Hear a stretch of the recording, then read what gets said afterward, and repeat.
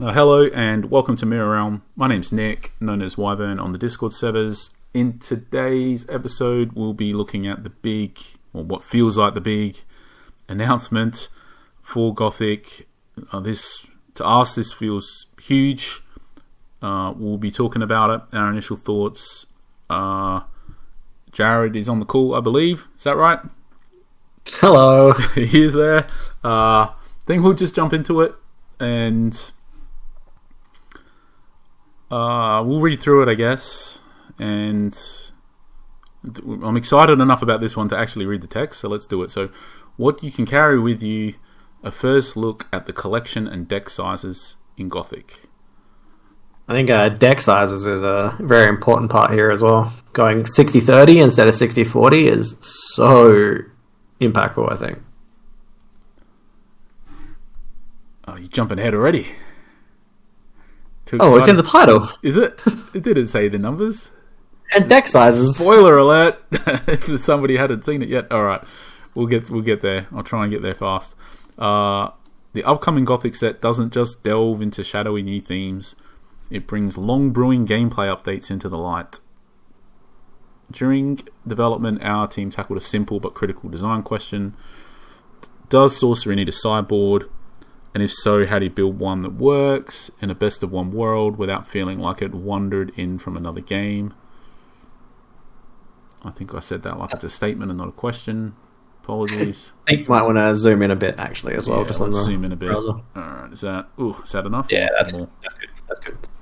I don't know if we just park for...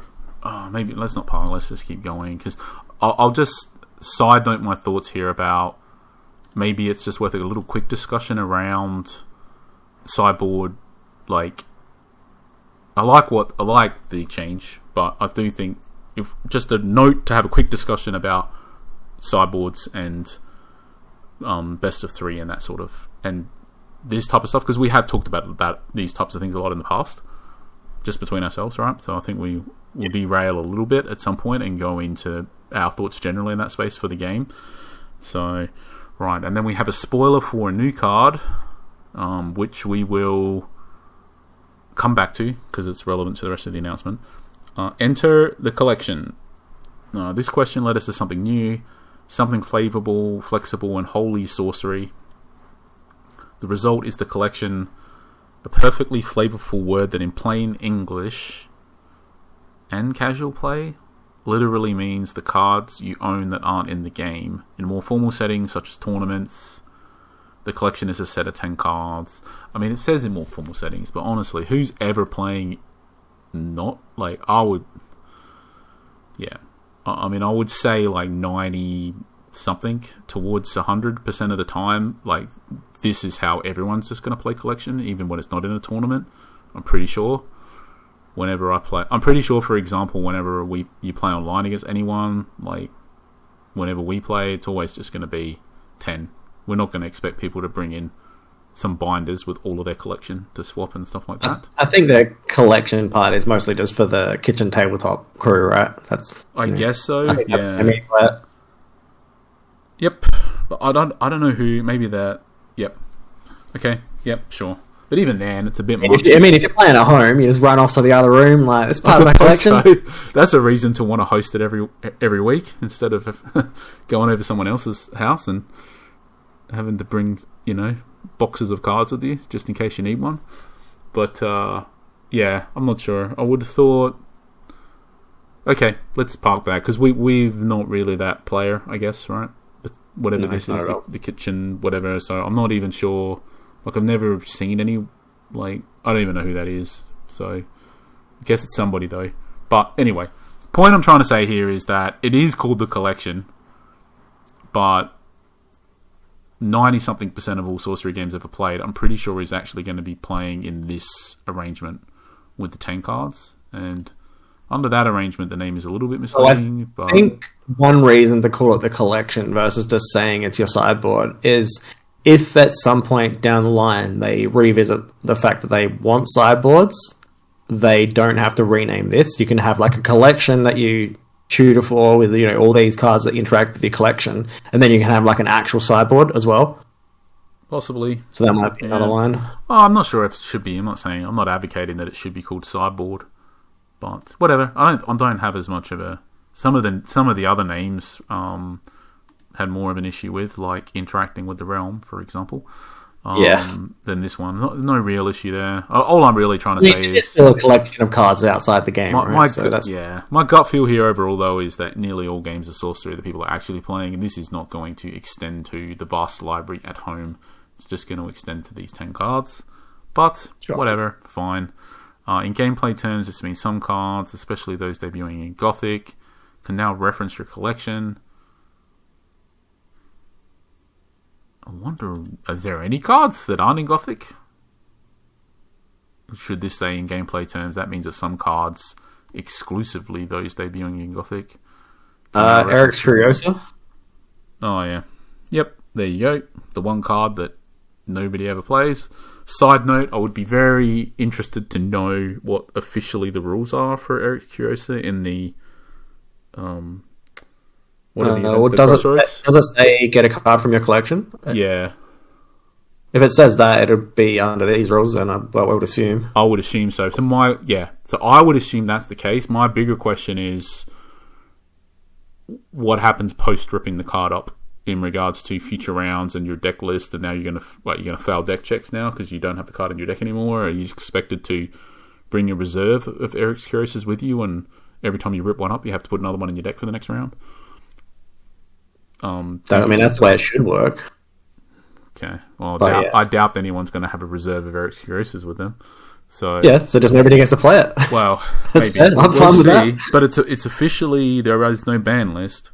So officially, I believe you can play the card. And all I'm saying is I'd rather not assume anything. I'd rather know how it's going to work.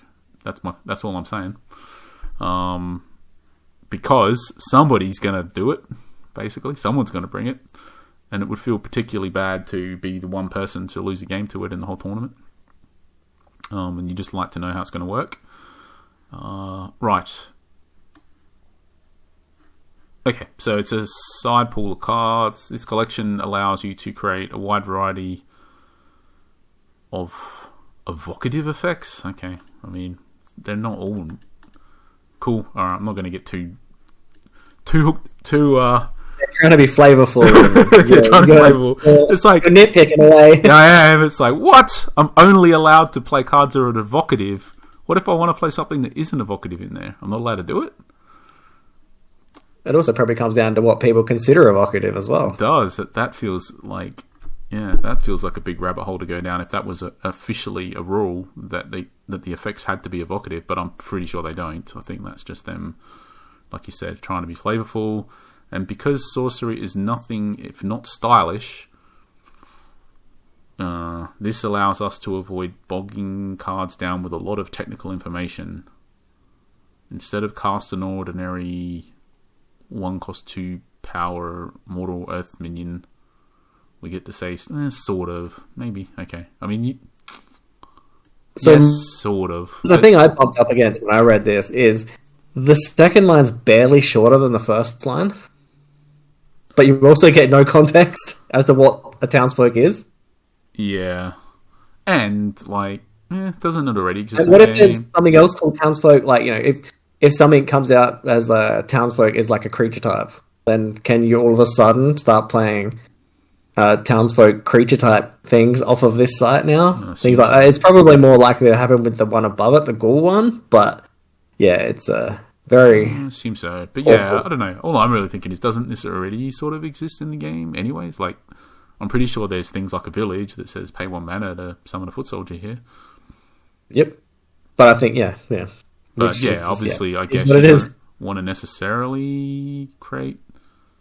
Not going to get too hooked up on it, fine. I think... sure. I guess if... Okay, so let's flip this around.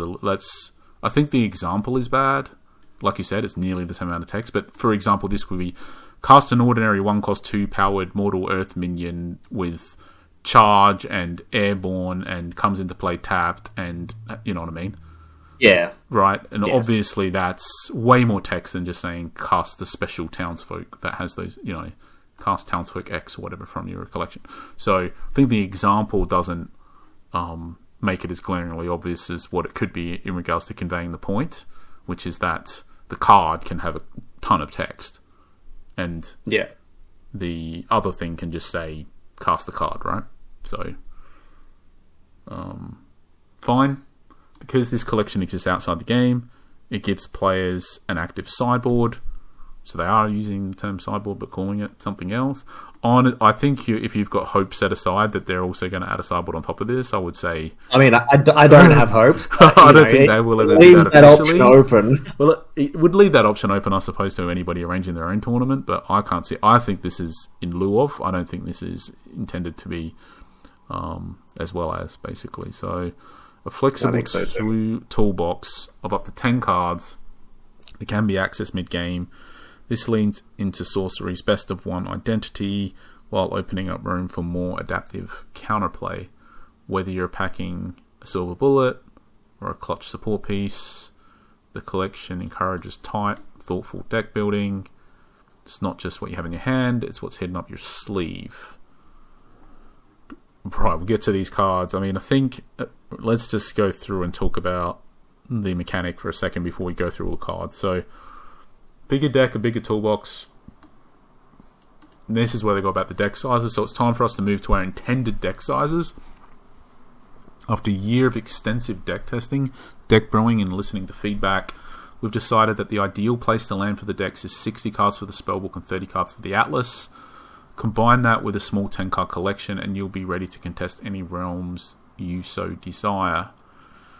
Some of you may have noticed that our recent rules update didn't include a mention about deck sizes. That's because we need the card pool to reach a certain depth to support the change. So with that in mind, the final deck size change will go into effect with the release of Gothic. Is there more text still? We'll discuss that, but I'll just finish the announcement so we can just build what you bring. The collection mechanic represents a new way to think about flexibility with Sorcery. It's not just about hard counters or deep meta reads. It's about storytelling tools. Your deck is your journey.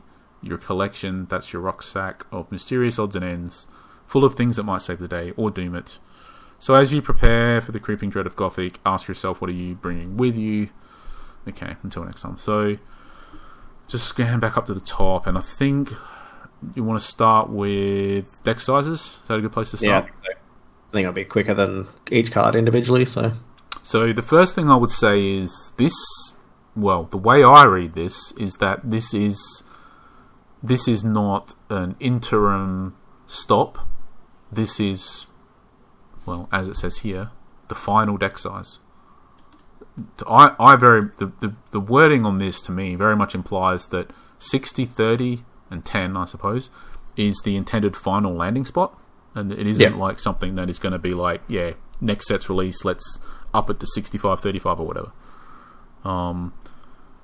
So I think we talk about it through that lens, that this is the final landing spot, because I think, is it possible to read it differently? I mean, that's how I read it. I don't see obviously how it doesn't say, and we promise that we'll never change our mind or anything like that, but obviously why would they? And there's reason, go far enough into the future, maybe you would need to change it potentially, but this very much sounds like the wording on this is strong enough that if the set after Gothic comes out and they want it and they change the amounts, that eyebrows will be raised and people would, I'm pretty sure people will be upset and complain about it, because this is, I don't know, I'm not getting a sense of ambiguity in this wording. It feels clear. No, it feels like this is where they're happy and this is where it's staying. So, I think it was not, I mean, I'd heard at various points, I don't know if it was officially or not. It's hard because but I definitely heard at various points that maybe it would, like 60-40 mentioned at various points. I'm sure of that. I know we would be discussing about that,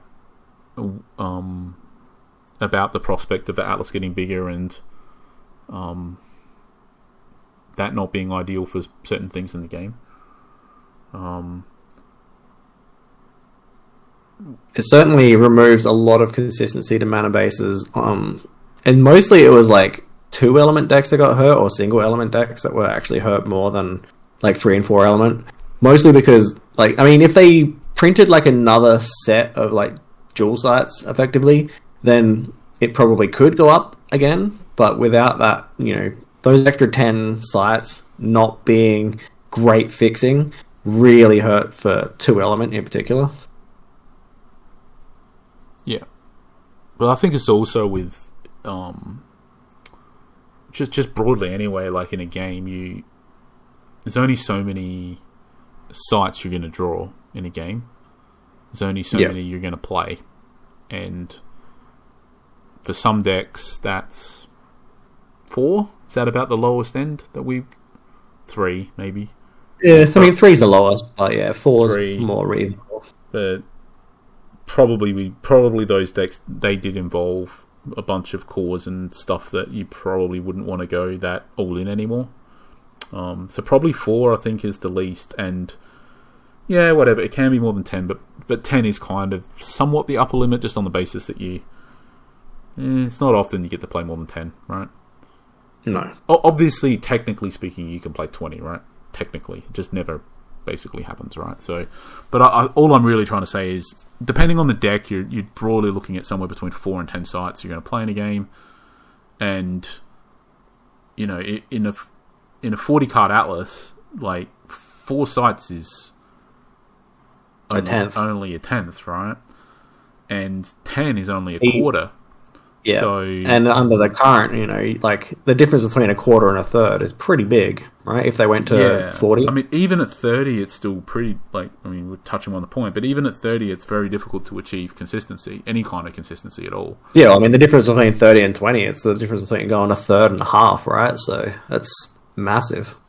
And at 40, it would be, I don't know, just the amount of games that you're just going to just randomly lose because, like, but we play games where you'll just lose, right? Because you have a deck with 2 elements, and yeah, like, you draw 8 sites and they're all the same element, right? Yeah.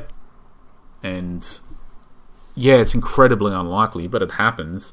And actually, the bigger the atlas, the more chance there is of that type of phenomenon happening. And at 20 sites, that would almost never happen, as well. And it is, as in at 20 sites, if you had, say, 10 of one element, 10 of another element, the odds that the first 8 would all be the same. It's almost impossible, basically. So. Yeah. And then on top of all that, then when you take into consideration like unique sites existing, you know, once it's 1 in 40, effectively, you know, you're almost never going to see them. Yeah. Over a significant amount of time. So, I mean, we were really happy to see the 30, pretty much, right? Yep. I'm not sure. It's just the game becomes. I think it's important, particularly in the case of, like, well, we'll go through the rest of the changes, but I believe there's pretty clear signals here that they are not intending, like, they're trying to keep it in a best of 1 format. That's how I'm reading this. I mean, they almost literally said it, I'm pretty sure, at one point in this announcement. And if you want to have any kind of a competitive scene, which it seems like they do, because they literally just had the Star City Games announcement, right? So, well, yeah, they announced like the whole rest of the year of, like, you know, a bunch of different tournaments, right? So clearly want it. If you want to keep it best of 1 and you want it to be competitive, which that's, you know, you're not exactly reading between the lines, it's basically explicitly said, it's all laid on the table, then it becomes more important than it otherwise would be that the game is less random, basically, right? That, as in, it having 30 cards in the Atlas becomes a more paramount importance than going to 40, because it would be very hard to sort of have a competitive game that's best of 1 when, you know, some massive percentage of the games are basically just decided via, like, thresholds, getting sort of screwed over on your thresholds and stuff like that. Like, it's weird, because in a way, like, one of the best things about Sorcery is that it has sort of solved the biggest issue with Magic the Gathering in regards to just it being really frustrating with how the mana system works. Yeah, absolutely. I mean, you basically never had mana issues when it was 40-20, and now it creeps up a little bit in 50-30, so I could imagine, if it went to 60-40, it would be probably like at least another 3 or 4 sets before there'd even be enough fixing to make 40 even work consistently. And then everyone would start getting the old mana thresholds for Magic. As well. That is just thresholds. That doesn't take into account that you might want your deck to actually do stuff and that you need specific sites to achieve those things as well. Yes, that too. But all I'm really trying to say is just, obviously you want there to be a random... It's a card game at the end of the day. Of course there's a luck and random element, but like if you want it to be best of one and you want it to be competitive, like there's only so random it can be, right? Before it's just a it's a Mickey Mouse game that doesn't really involve any skill. It all just comes down to luck, and I think it just helps having the 30 cards in the Atlas helps a lot with that. Like keeping it more in the right, because let's face it, like 30 is still a lot. Like we're saying, like if you're only drawing 4 to 10, you're only talking about like at most a third, and at least whatever, I don't know, 7th or whatever it is. So you're only seeing a small amount of that Atlas each game anyway, right? There's a huge amount of variance that can occur, and I think that's in the end that's sort of I'm sure it's what they're ultimately aiming for with this change is that I think anyway, I've not heard it officially, but I think in just my understanding of what they're trying to do with the game is that they want the variance. They want games to play out differently. They want they don't want you to build a deck that just exactly the same thing and wins it exactly the same way every single game with no variance. Like the variance is good, but you want, I don't know, like good variance, so to speak, positive variance. Like you want variable gameplay, but you don't want it to be random gameplay as such, right? Like you want different things to happen and games to play out in different ways, but you want people to, be in control of their destiny, so to speak, and making meaningful decisions, and ultimately in the end, you also don't want that variance to just stop people from being able to play the game as well. I think is an important factor. Yeah, which I think is whatever, if you want to bucket. That always just leaves people with a sour taste in their mouth. Yeah, and that's where you're bucketing up whatever you're broadly calling something like good variance and bad variance, and that would fall under the bad variance bracket or bucket. But that type of bad variance has way more chance of happening if the Atlas is 40 cards instead of 30 cards. Yes, pretty much. So the Atlas is a very good number. I don't know if we need to talk about that anymore. Save from maybe Pathfinder, it finally can get enough help to, have a bit more. Push up. Yeah, I think. Yeah, so. like because at the moment you sort of just have to build a dual element deck, right? That's approximately sort of half and half in the mana base, and just hope. Yeah. Whereas with one more set and the stay at the 30, maybe you can, go much more like potentially mono element or, more finely tune the mana base and not necessarily have to play sites that potentially harm you as well, just to get the thresholds and stuff like that. So I think, so help that in a bit, because Pathfinder is something that we keep trying to explore, and it just keeps falling on the death knell of lack of just lacks consistency. Yeah, it's just not quite there yet. And in large part that's just because of the Atlas size combined with the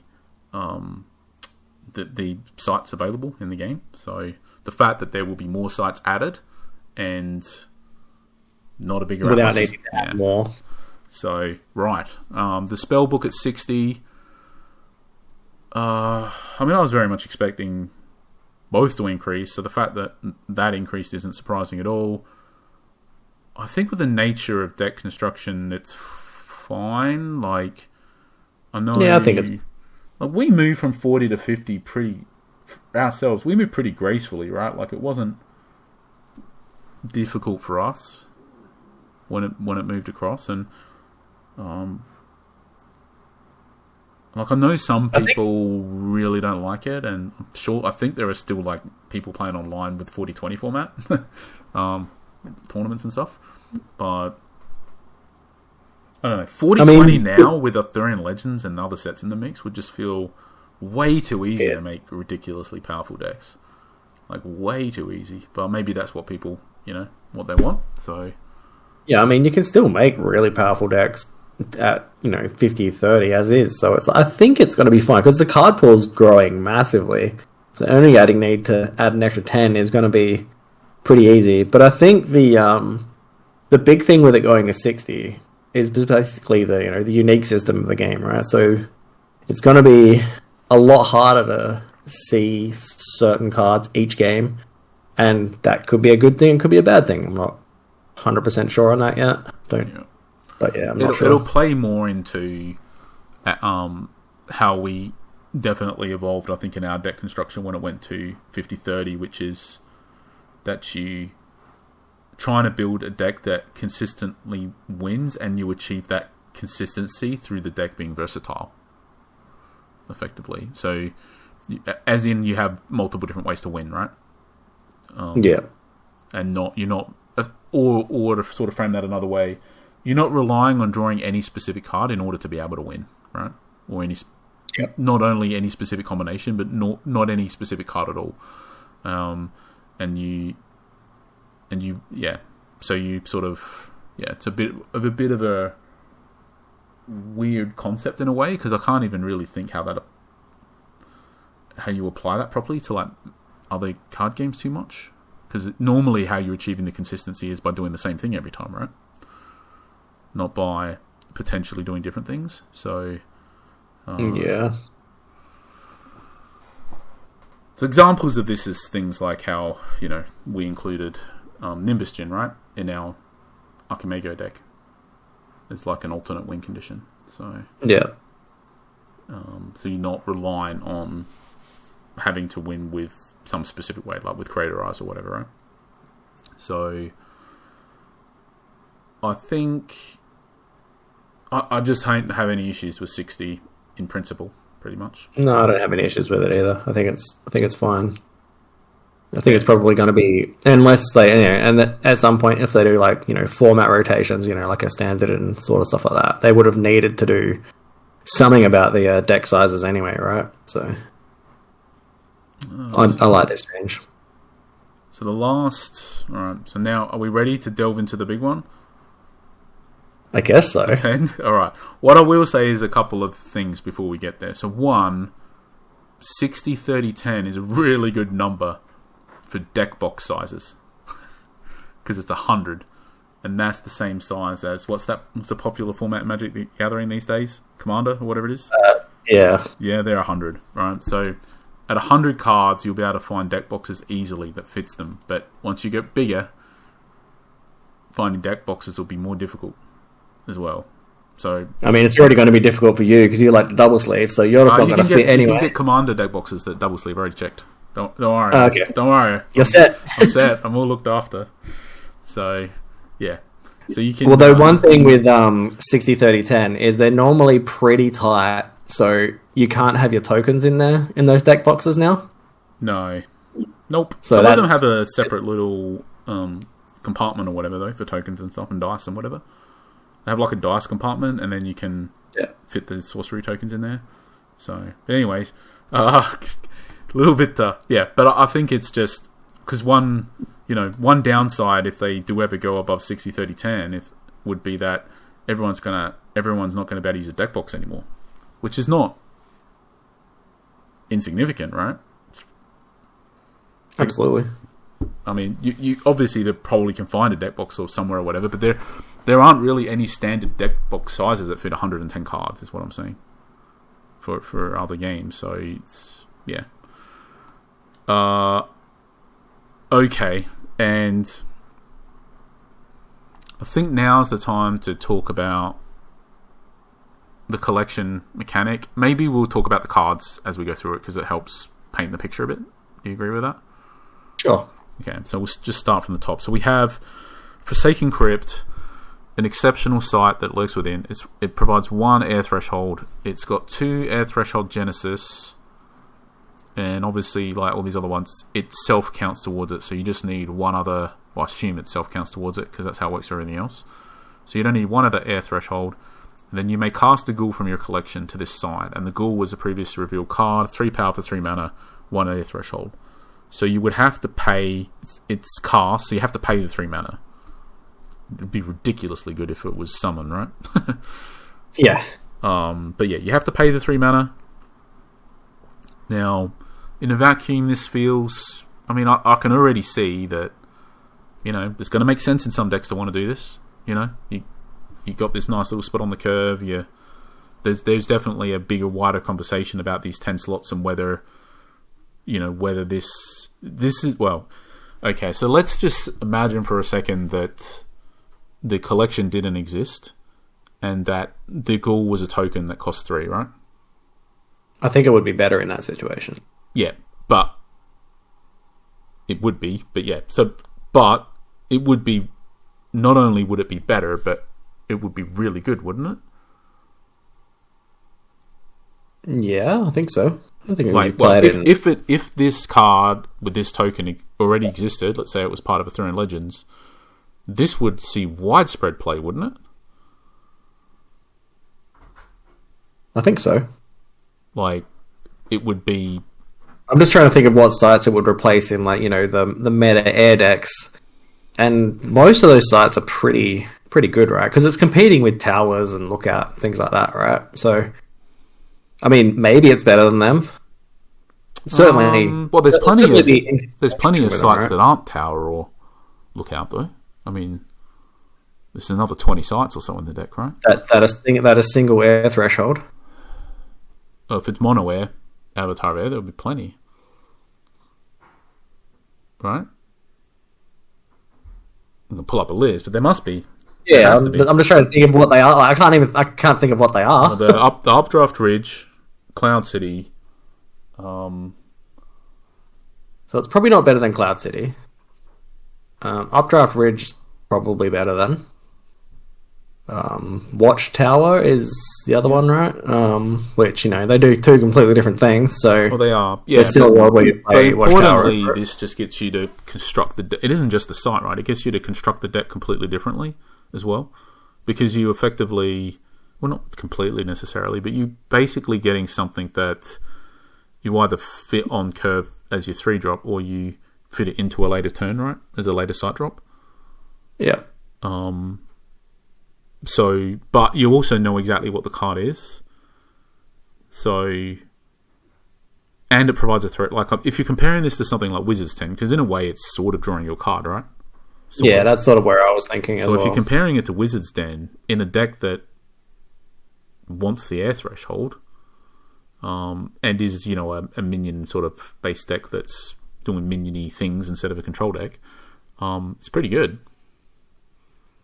I'm not particular one where you care about the cards, right? So less good in Sorcerer, more good in Avatar of Air, sort of thing, right? Yeah, for sure. But all I'm really trying to say is this would be certainly playable, potentially really one of the better, really good, right? Potentially, right? Yeah. Somewhere between playable and really good. And so it's clearly good, but then you're saying it's actually worse because now you have to take up one of those slots. Well, realistically, it's more than one, right? It's 3. Because if you're going to play 3 of them in your deck, you have to play 3 of these in your sideboards, because otherwise, if you're playing 1, not that past 1, they don't do anything? I think you could play 2. But go back to our conversation that you're only probably drawing 4 to 10 of your 30 sites. It's very unlikely you're going to draw all 3 of them. So you could play 3 Crypts with 2 Ghouls, for sure. Yeah, potentially, I suppose. But still 2 of the slots, right? Yeah. So, and in a deck that doesn't utilize the rest of the sideboard, sure, you just play 3 and you don't care. But yep. I don't think that's going to be the case for the majority of decks with how good the next couple are. Probably not, but yeah, still interesting though, right? Interesting. I think you bump into that problem more with the next card. This one, because it's ordinary, right? And, you can play it in any element. So say you're in an air deck, you're already playing 3 of the Ghoul one, and you want to play 4 of this one, that's basically your whole, then you just can't play the Tudor ones, effectively. Yeah, but that might not be, for certain decks. It might be a trade-off that's worth taking, but I'm just saying. I can see in certain decks that's pretty good, potentially, right? Now, we don't know all the rest of the information, or what other, especially for example, if you, because what you're sort of, not necessarily, but because that could be a cycle, right? That the ghoul site, it could just be a cycle. Oh yeah, like yeah, like we saw the what was it, the ghoul, the demon version, and the water version, right? Potentially. There could be that site for all three of them. Yep, potentially. But I would be gobsmacked. Well, not gobsmacked. I would be surprised if these are the only two sites in the entire game that are getting something out of your. It's possible. There's already another one in this post. Yeah. So. I feel like it's potentially... I would assume it's a cycle. I would be more surprised if it wasn't a cycle than if it is. But there also might be other ones, right? There might be something, for example, that gets a minion that's like a unique site that gets a better minion that's higher up on the curve or something, right? As well. Possibly, yeah. So, like, I guess what I'm saying is, if through the lens that you, just because you want to play a few ghouls, all of a sudden you're potentially like... ruining your toolbox, so to speak. But maybe it isn't just for a few ghouls, right? Maybe it's actually for the other stuff, and the ghouls are just the things that are taking up the 9th and 10th slots. Do you know what I mean? Yeah. The ghouls aren't the reason to want to do it, but the ghouls are just the filler, potentially, right? Yeah. Because there's other better stuff that is doing these type of effects. But hard to say, because we only see what we see. So... the Troubled Town is ordinary. It doesn't have any thresholds. You may cast a Townsfolk from your collection to this site. And this guy does have a threshold, so this effectively has to be in a deck with Earth Threshold. Yeah. Now, right? I'm assuming... other Townsfolk, which we don't know about. Well, I assume that there is, on the basis that this says Townsfolk, and the card is called something Townsfolk, and this one says Ghoul, and this one is not something Ghoul. So I'm assuming that this is the only Ghoul. And I'm assuming that this is not the only townsfolk, and my assumption could be completely incorrect, basically. But it also feels a little bit weird to me that if it is the only one, that it should have an Earth Threshold. Yeah, like this site doesn't have an Earth Threshold, so I think there's... I mean, it could also be that it doesn't have an Earth Threshold because otherwise it's just upgraded villages, correct? Yeah, but they're also stealing one of your slots as well in your sideboard. Yep. In your collection, sorry. So, but yeah, maybe that's a reason as well. Maybe, yep. So, but I think the tell for me is in the fact that this isn't called Townsfolk, and it says Townsfolk, that this is called... I mean, I'm certainly leaning more towards what you're saying, but I'm just saying, that's also an option that exists. Which... if you assume... I think in Constructed this doesn't matter too much, but I think in Limited it certainly does, because potentially Troubled Towns could be, like you want to pick them up in the draft, knowing that whatever... I mean, the other thing is, in draft, are these other townsfolk in packs, and you have to draft both? The same with the Ghoul, things like that. Do you actually just have to draft both cards? Or are they tokens that just are in box hoppers? No. Don't know, right? Well, I think... Okay, so my working assumption is that what you don't draft, like... I think in a draft, so my assumption is your collection is either going to be 10 cards that you choose out of what you drafted down in your deck, or just literally everything that you drafted that is in your I deck. think it would be the things that you don't draft, but I mean, for these tokens, for these guys in particular... Sorry, you said that you don't draft, but... Yeah, that you do draft that you don't play is what I meant. Sorry. I would assume that is your collection for Limited, but are these guys in packs? Is that cycle of 3-powered 3-drops? Are they in packs? If this is a cycle, are they in packs? I'm going to go with yes. I think yes because of that. I think yes because of Limited. Way worse. Right, all the collection cards, like the sites cards in particular, get way worse in Limited. If because you might see them, in packs 1 and 2, and you don't have a Ghoul yet. Yeah, and you're like, well, do I take it hoping to get one, and then all of a sudden you're in like a weird position of having to first pick a Ghoul over something like really strong. Oh, yeah, so I think in this particular case, yeah, less good. I was talking about this particular case when we were talking about it. So I think if the townsfolk, if there's a whole bunch of different ones, especially if they're all ordinary, like, you would be sort of happy to pick this up in a draft just speculatively as the whatever, right? 10th pick or whatever, potentially. Yeah, but then you're also on the flip side of, if you just have like a 1-power 2, like, if you just have this townsfolk, do you just want it in your deck instead? Is also the other consideration. Yeah, potentially. Yeah, interesting considerations though for limited. All of it is interesting. So I think it not. And maybe this is playable and constructed somehow. Maybe there's some better townsfolk as well. I mean, maybe there's you play like a 2-element deck if they're a cycle of each element, right? And you play four troubled towns, and you have like 2 of each of the you play like 2 earth ones, 2 fire ones, and then you have the other townsfolk just in your deck, right? Like as a 1-drop 2-power minion sort of thing, potentially. Like some combination. But there might also just be townsfolk that are just like, townsfolk army or something, right? That costs like Midland army, but it's just called a townsfolk, let's say, for argument's sake, and you could just have that in your collection, put this down and pay 8 mana, right?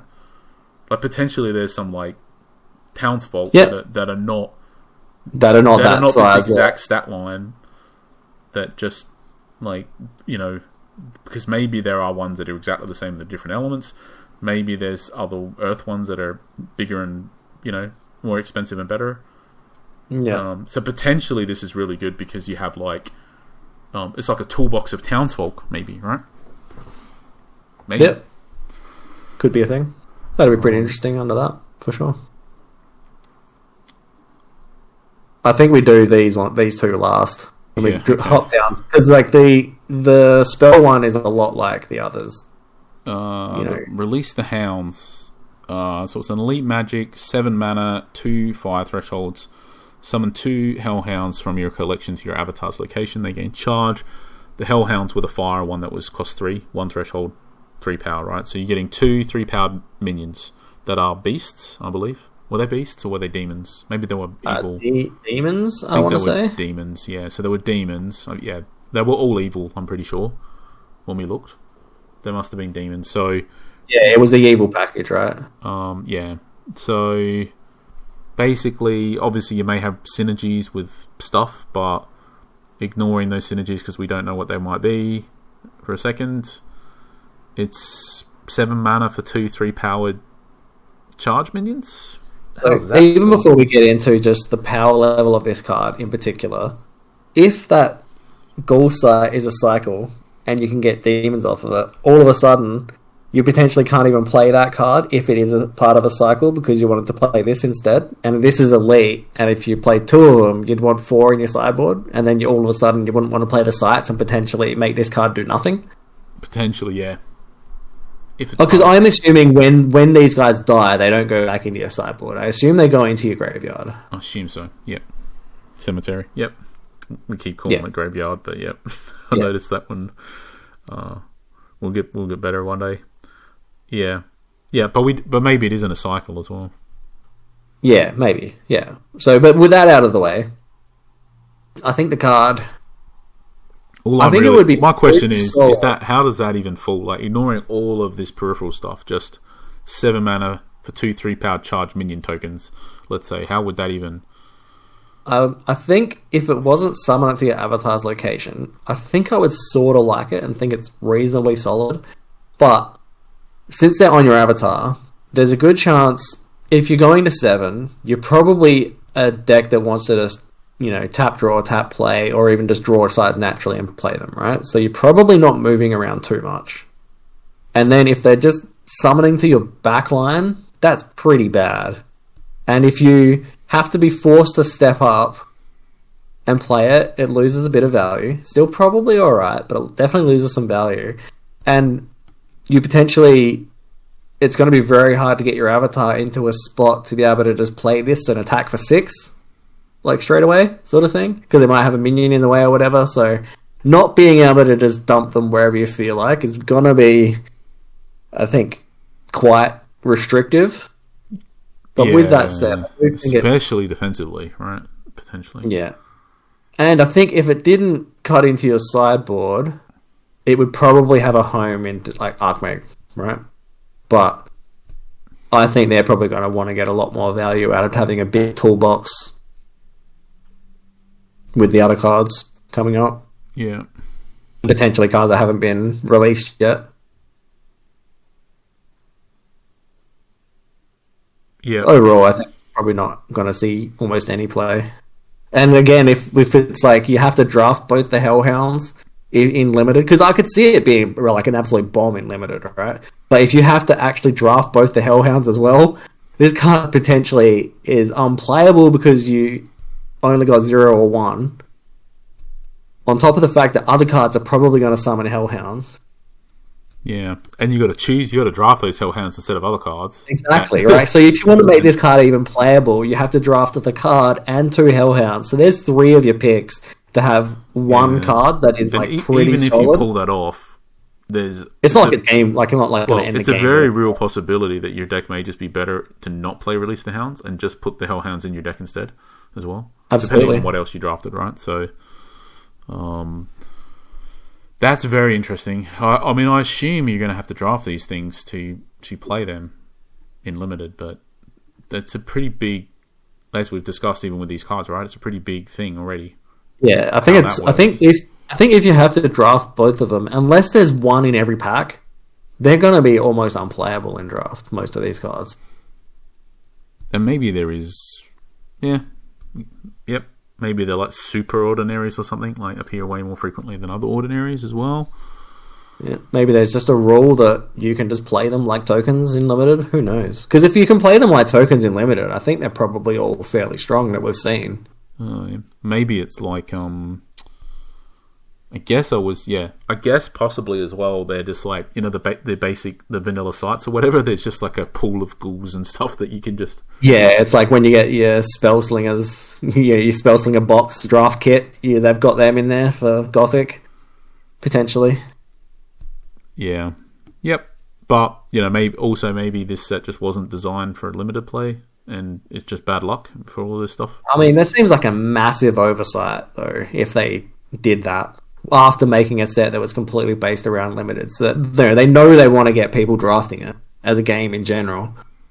To just have the whole next set have like however many cards this cycle is part of, you know, it could be all the cards we've seen them all already, or it could be, you know, who knows, quarter of the set, like that. You know, if a quarter, all of a sudden, like, some amount of the set is literally undraftable, that's going to feel real bad. On top of the fact that there's generally cards that aren't worth drafting because the power level of them is so low. Yeah. Well, it'll be very interesting because there's like, hopefully they have at least 3 different outcomes for this, right? That we've discussed just now, and maybe there's some others we haven't even thought of. But those being basically bad luck. You know, this card's just trash because you're never going to get the 2 Hellhounds probably. So I mean, it comes up even more in sealed, right? Because like, you know, you draft, you make the decision to take them, but in sealed, you literally just might not open them, and maybe you open all the cards that are good with them, and you're like, well, I guess I just lose this sealed because this happened. That's a massive feels bad moment. So there's a variant where they are just ordinaries, and you have to actually get them.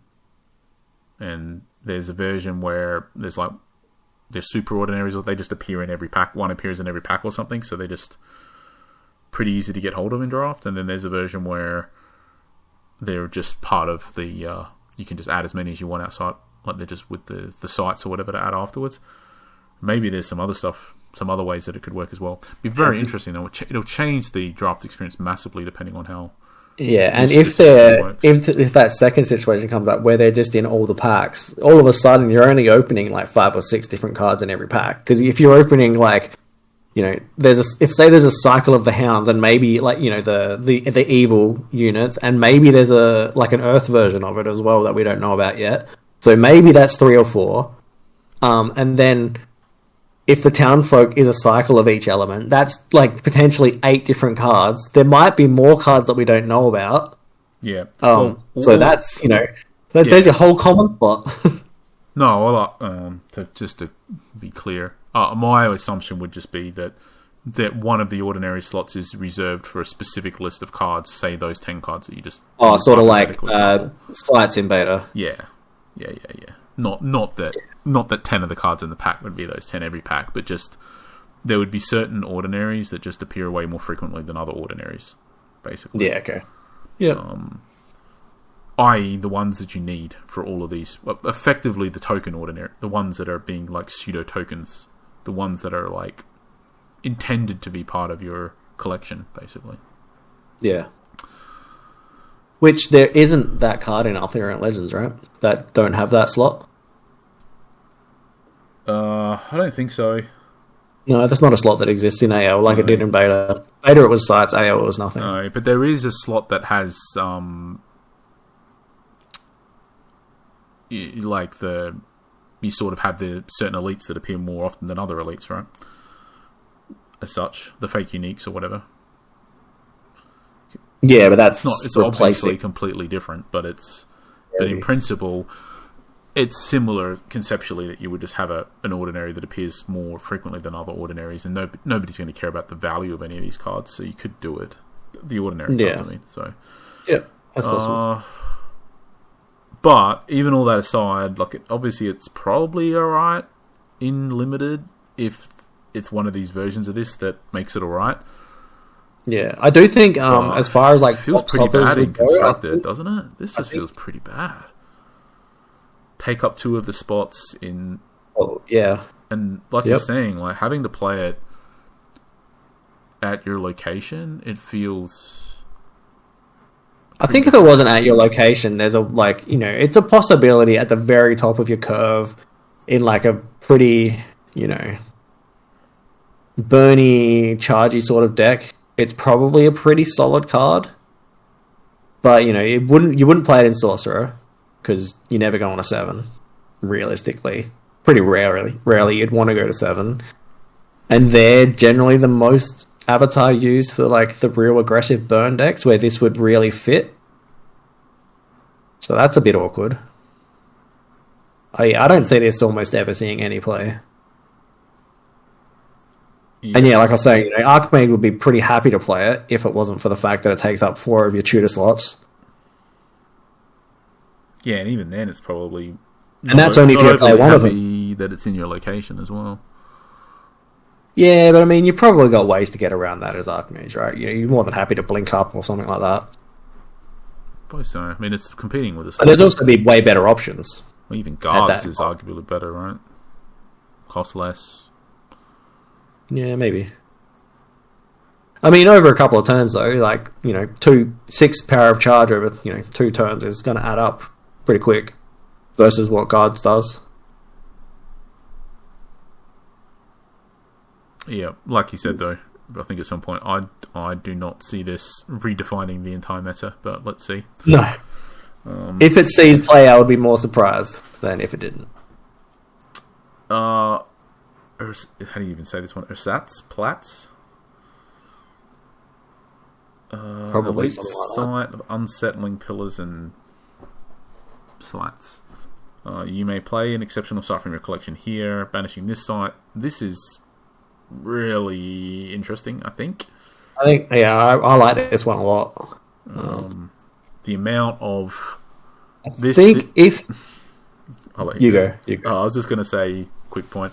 I think not right now, hopefully, but over the course of the next 1.5 years, this card all by itself is going to steal at least 100 hours of our lives away from us. Yeah.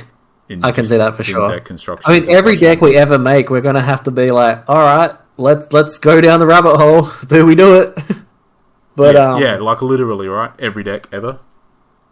It obviously doesn't fit into every deck ever, probably, but the conversation for us is going to have to happen for every deck ever. Yes.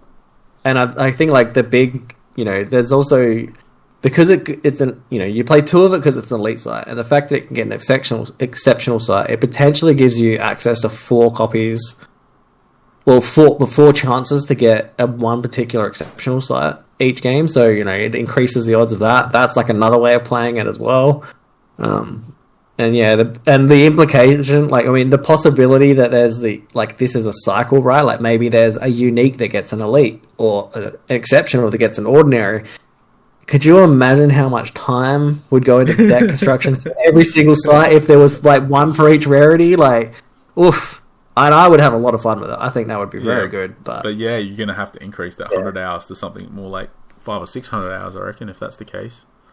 It would be like exponentially increased because you would have all the conversations about them like in conjunction with each other in different combinations as well, right? It would be. I think we would probably end up having like a Google Doc that like referenced each different possible combination of things you could do in each different element, and we'd have to like, keep referring back to it every time we build a mana base, and that'd be pretty fun to have, you know. But even just as it is, as elite getting an exceptional, is going to, you know, as you said, take away a lot of our time, but definitely expand the deck construction by quite a bit. And then every time a set comes out and more sites come out, the card has to be reevaluated every single time as well for every single deck.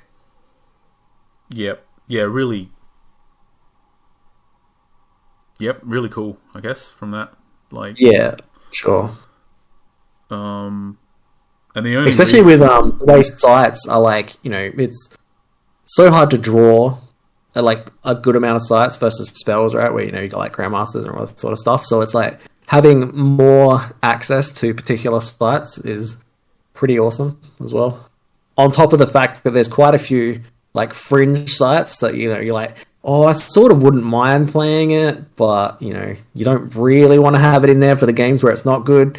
Whereas this one, you know, really fits that bill very well. I mean, if it wasn't for what we're about to move on to, it'd basically just be an auto-include in every deck you ever build, right? But if you... Yeah, I think it might still be anyway, even under this. So it would depend on how many more cards come out like this, because I could definitely see us sacrificing 3 potential spell slots for the next couple of cards to play this in every single deck. But if the next card, you know, if there's like a whole bunch of different cards that, you know, interact with the collection, which assumingly there probably will be at least a few more that aren't revealed yet, at some point you're going to have to be like, all right, which ones don't we play? Yeah. But I think this one is probably on the higher list of things to play, especially in the decks we build. Yep. Yeah, and it isn't just obviously you referenced that obviously now you can, in a way, have 4 of an exceptional site instead of 3, but that's not the only way to utilize this, right? Like, it could be like a toolbox. It could be mana fixing, but also with effects that matter, right? Like, so for example, you could have a tower. You could have, you could have a 4-element deck, and you could have one. Oh, not tower, not tower. What's the beacon? Beacon? That's exceptional. Yeah, right? I figured about beacon. Yeah. Yeah. So you could have beacon, and you could have like name whatever, right? But you could effectively like beacon, floodplain, potentially like gnome hollows, like basically single element thresholds to fix your mana as well as having like a nice effect. Yeah. So it's like a toolbox of potential threshold fixing combined with a toolbox of effects that are also potentially helping you win the like a floodplain can just win you the game sometimes, right?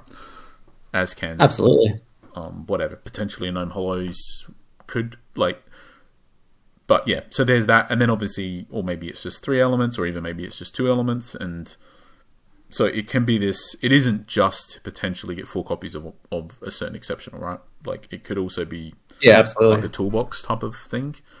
I mean, prior to the rules change, a pretty good option would have been Free City. Yep. Not anymore.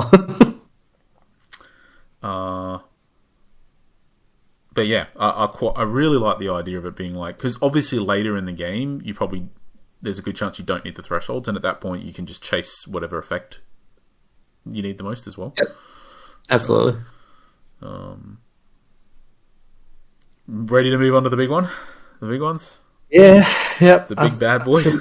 Right. Yeah. Start with the toolbox.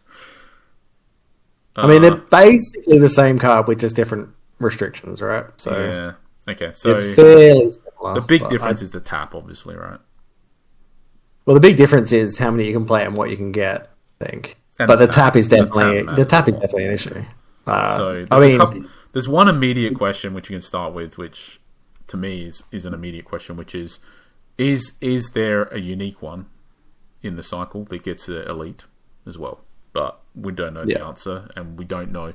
And probably mechanically, at least how this looks, if it did exist, it would presumably be even more restrictive. Be more awkward to use, So, but let's just ignore that, because who knows, right? And just focus on the two that we do know. So, toolbox, we'll start with the toolbox. So, it's exceptional. You sacrifice it. Bearer may cast an ordinary spell from your collection. Now, I've thought about this a lot, because I'm pretty sure, but without being certain, that the bearer can cast the spell irrespective of whether they have spellcaster or not.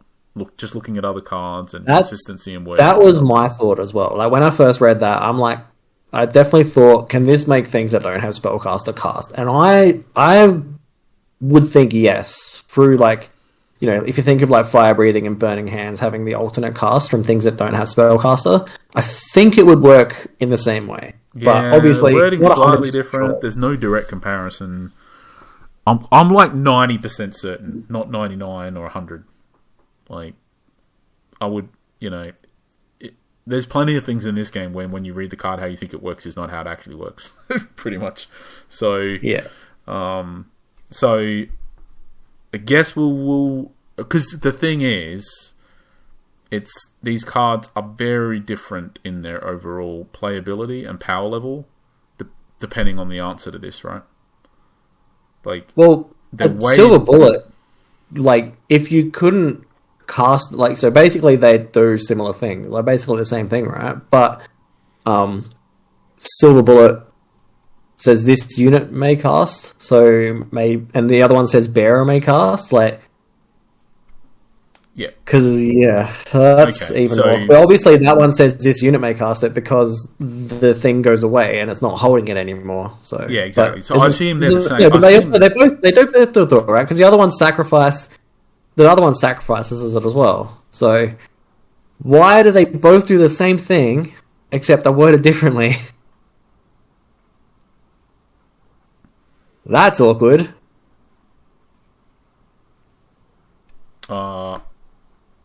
So the way Toolbox is worded, why are they okay? So I mean, I think the answer to your first question is something to do with the mechanics of the card, because if you tap and you sacrifice it, at that point, yeah, I don't know. Are you Toolbox? You have to sacrifice as well, though. Yeah, you just don't have to tap it.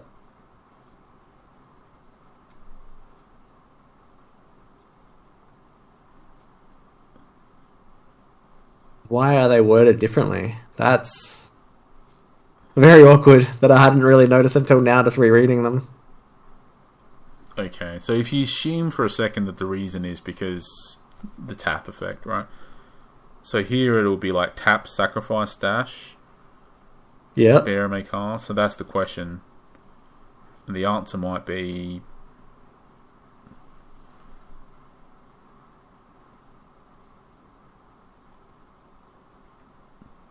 There's a problem with that wording for some reason.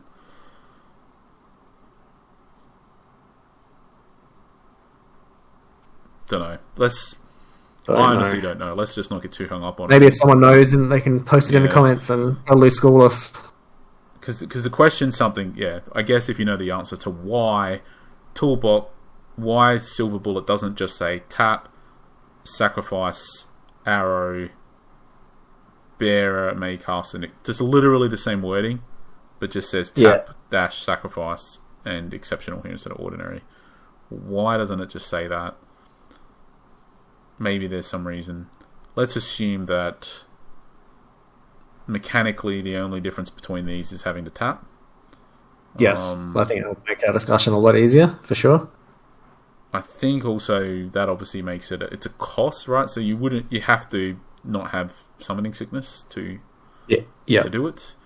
But the big question, the big question ultimately is, it says bearer may cast an ordinary spell, and I assume that just means they can cast an ordinary spell. But they may cast an ordinary spell from your collection if they have spellcaster, right? Like, they can't cast it because they don't have spellcaster. If they don't have spellcaster. It's not necessary. It's not the same wording as other cards. We can pull them up. Yeah. But the other cards have similar, but not the same wording. So I interpret this that they can. But if the But what's the difference between the bearer and this unit? Like, yeah, I'm not sure.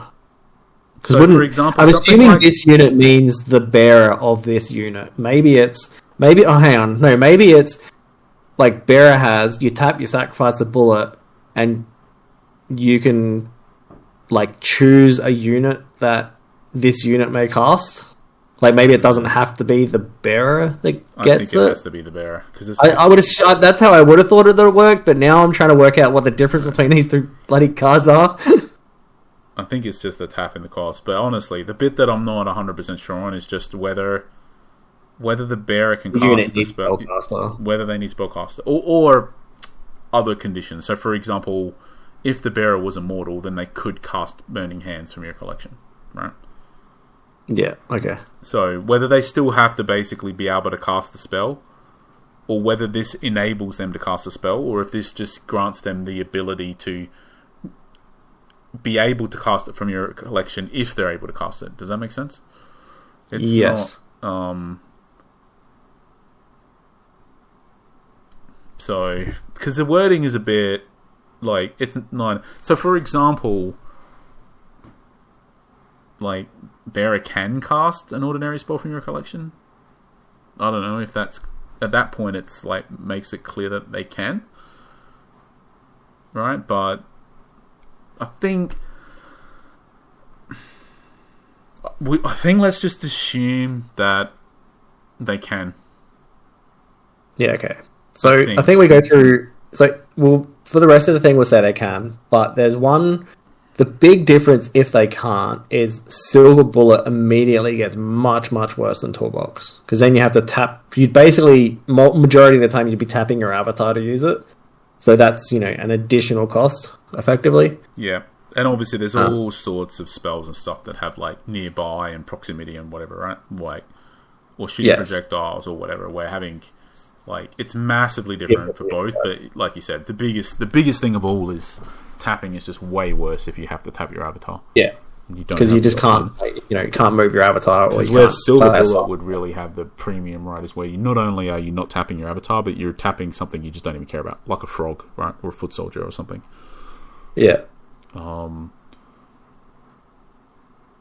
Let's assume that they can. These cards are way worse if they can't, though. Still probably playable. But I think I probably wouldn't play Silver Bullet, but I would still play Toolbox. Like, I actually like Toolbox a lot more than Silver Bullet, just in general. Just mostly for that tap restriction. But I haven't exactly gone through every single card, and maybe the cards you get at Exceptional are just so much more impactful as Silver Bullets. Might make it outweigh Toolbox, and the tap is, it's worth giving up that ability, having that extra restriction. But in general, I like Toolbox a fair bit more. One of the things I like about this the most, and maybe we can look at the cards quickly to really illustrate this point, but there is quite a significant pool of cards in Sorcery, and this is even before Gothic, just from Arthurian Legends and Beta, that are basically unplayable in your deck, but could be playable in the collection, in the 10-card collection. Absolutely. The main ones that immediately jump to mind is Unravel, Mortality, all those and I love the idea that all of those cards are now relevant. I love the idea that before you could sort of ignore whatever it was, a third of the cards in the game, or whatever it is, 25%, I don't know. There was a certain percentage of cards you just could.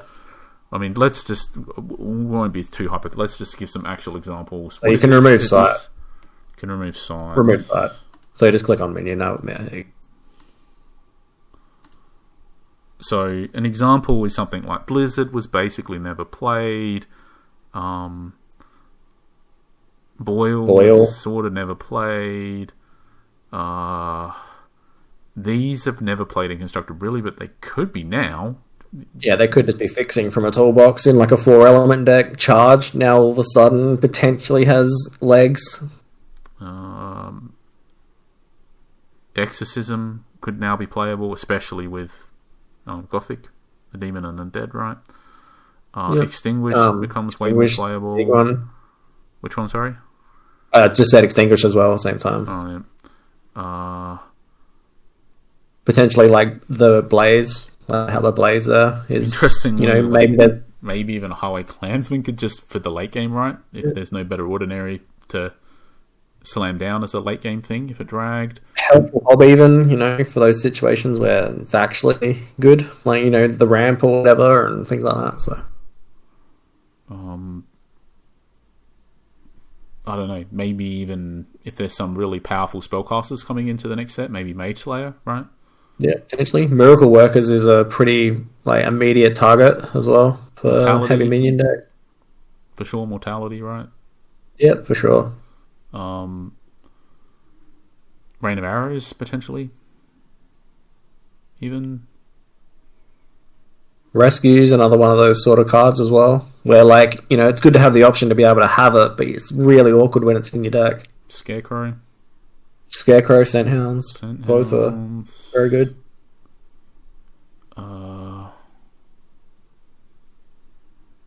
Possibly Sleep, depending on possibly what style of deck you're playing. Yeah, Tactical Move screams that it wants to be in the sideboard for that sort of deck as well. Possibly even Swindler Troop, right? If you had some specific minion in mind in your deck that you want to give stealth. Yep. Unravel. For sure. Yep. Unravel. Maybe even Teleport could be an option, right? Teleport's a pretty good target in that sort of setup. In some even a Violent. I know Violent is perfectly playable without it, but it could, it potentially is really good to be part of that toolbox as well. Yeah, it'd certainly be even in a deck where you were playing 4, if you're playing all of a sudden you're playing the 4 toolboxes as well, you're like, oh, maybe maybe some of these walls are now playable in that, coming out of that board as well. So, but there's a pretty big pool of cards here that we've just said that we would never put in a deck. We'd never put an Exorcism or something in a deck, right? No, or an Unravel or whatever. But they could totally be in this. I love the idea that absolutely that you now have all these cards that were irrelevant for all this time and now they're relevant potentially. And the thing is, even if something isn't relevant, like a lot of those cards we just said, they could totally just become relevant, right? The next set after Gothic. Yep. And these cards will get better every time a set comes out too. Yeah.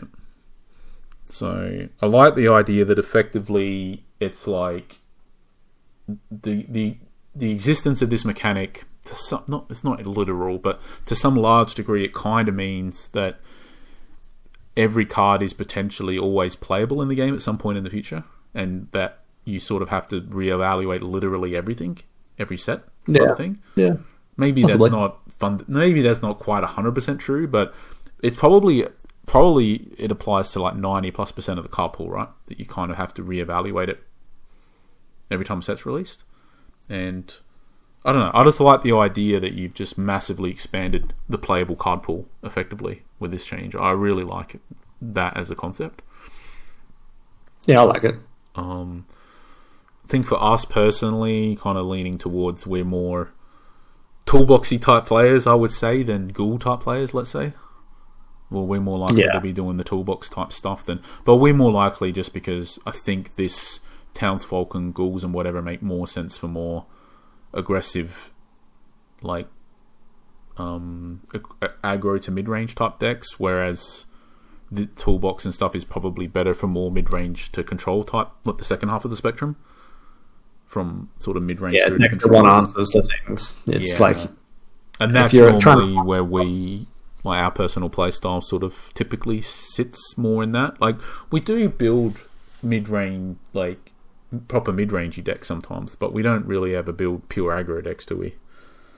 So yeah, not full all in, but we've built quite a good amount of sorcerer aggro and flame cooler and stuff to test into at worst, just so we definitely do build them, but they're generally not the ones we end up playing in an actual tournament.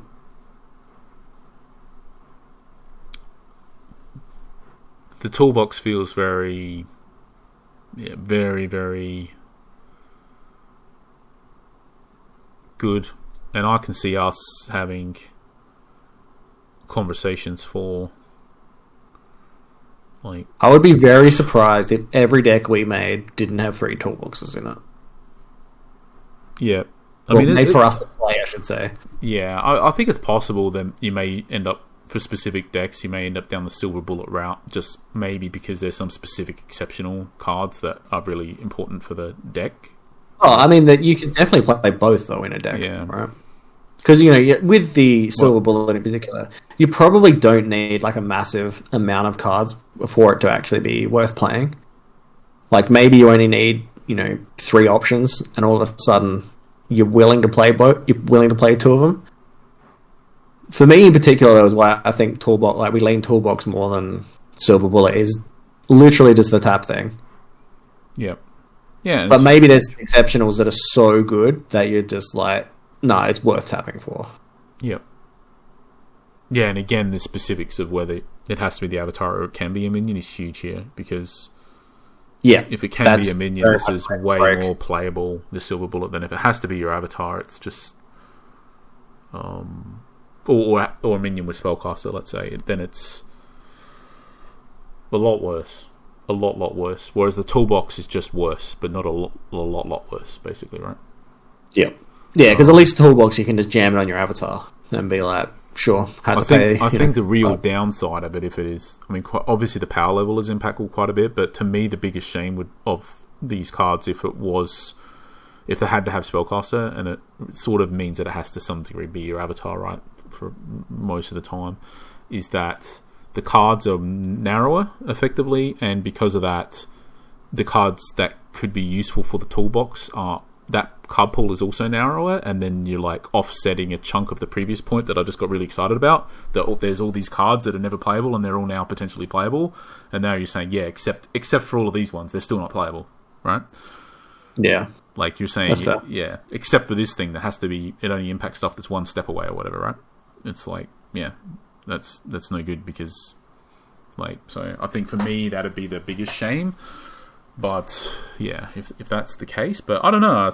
I feel like if the intent here was that they could only cast it if they had spellcaster, then this wording is horrible in regards to confusion. Yes, I feel like they could have done a lot better job with the wording. So the wording is totally confusing just between the 2 cards. Yeah, like effectively, I think they're trying to do the same thing. I think so but too. They both have different wording. Yeah, I don't know. That's awkward.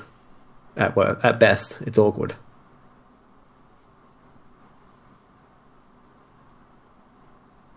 Yeah.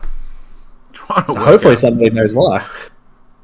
Like, if they're disabled, they can't. Can they? If a unit is disabled, can it sacrifice the artifact? Because then it would be different. Because it says bearer has tap, but then the bearer would not have it. If it's disabled, I don't think it can cast, right? Yeah, no, it can't. Yeah, I'm really not sure. And I don't even know if it's clutching at straws here. What the difference is? Well, no, it wouldn't be able to use it because the bearer has that, and so that would add it to its text box. Yeah, that's what I'm saying. So the difference would be that if you're disabled, you can't use the silver bullet, but you can still use the toolbox. But I think you can't use the toolbox either if you're disabled. Yes, because they can't cast a spell if they're disabled. So yeah, I think they can't cast a spell if they're disabled. Well, they lose spellcaster, right? If they're disabled. Yeah, but they don't have spellcaster. This is saying they can cast it, so maybe that's the difference. Maybe with the toolbox, maybe that's just in the rulebook so that it says a disabled unit can't. We'll leave this one for the comments and see if somebody knows the answer. I think because we could be talking about this for hours and we're never going to reach a conclusion. I don't think we're just going to have potentially a slightly better version of the speculation. But my working assumption here is that no idea why there's a difference in wording. Let us know if you know. And our assumption is that they can cast the spell even if they don't have spellcaster. Yeah, so part of the keyword disable is can't cast spells. Yeah, okay. So that's not the difference. So yeah, but these feel very, just very playable, right? Like I know you're saying you'd rather play Toolbox than Silver Bullet. Let's assume for a second the Toolbox we didn't see it, right? All that was revealed was Silver Bullet. You'd be thinking Silver Bullet is playable. Oh yeah, they're both good. So basically, the reason why Silver Bullet it probably goes down, in my opinion, in general, is because it's taking up spots from Toolbox effectively. So, but yeah, there's obviously still a possibility to play both. But if push came to shove, I would play Toolbox over Silver Bullet. But if Toolbox didn't exist, I'd be more than I would just be playing Silver Bullet. I think, even with the restriction of having to tap. And in a scenario where you need spellcasters to do it, all of a sudden Apprentice Wizard probably starts coming back into the meta. Grandmaster Wizard probably sees more play in more decks, where it was like, on the borderline of getting played or not. And yeah, there's probably other spellcasters as well that would start popping up more and more. But it seems very deliberate that there are artifacts to be able to, for every deck to get access, and the cost point is very, I don't know, it feels very, like, I don't know if cheap is the word, but it's not oppressive. Like, it's not... I think that'd be an issue if they cost more, right? Because as they are, most of the time you probably want to cast them on 2 and then activate them like on the following turn at some point. But at 2, you can still sort of play it and go get something in the same turn as like a surprise, or like protecting the Toolbox /Bullet, things like that. So I think if they cost more, then all of a sudden they start moving into the can't really be played territory. Yeah. Yeah, and I think the intent here is that they will be played. That's the thing. Yeah, for sure. I think there's a clear intention here. If their whole solution to everybody asking for a sideboard and then refusing to do it is this needs to be a playable thing. Yeah. Yeah, and I think so if they missed the mark here, there would have been so many tears. Yeah, but I don't think, like I said, I think the cost is fine. Is all I was really like, because I think at 1 it would be way too good as well. Yeah, I think so. I think 2 is a happy medium. Now, on the spellcaster front, I just had a quick little look at spellcasters. I'm assuming River of Flame can't use these because it can't bear them. Yeah. Yeah. Even though you could literally play it on top of a River of Flame and just have it sitting there. Yeah, but it can't. But still not be able to use it? Yeah, I think so. I think that's correct. Okay, so we discussed the cards. I think it's just... And I don't know if it's not...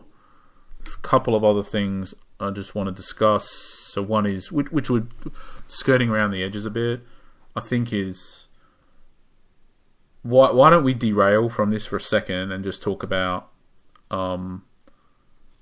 because I think maybe it's obvious from the way we're speaking, but I think we both really, or at least the prospect of this change, maybe the final implementation we may end up not so happy about, but with what we've seen, I think we're both really, like, combination of happy and excited about it. Is that fair to say?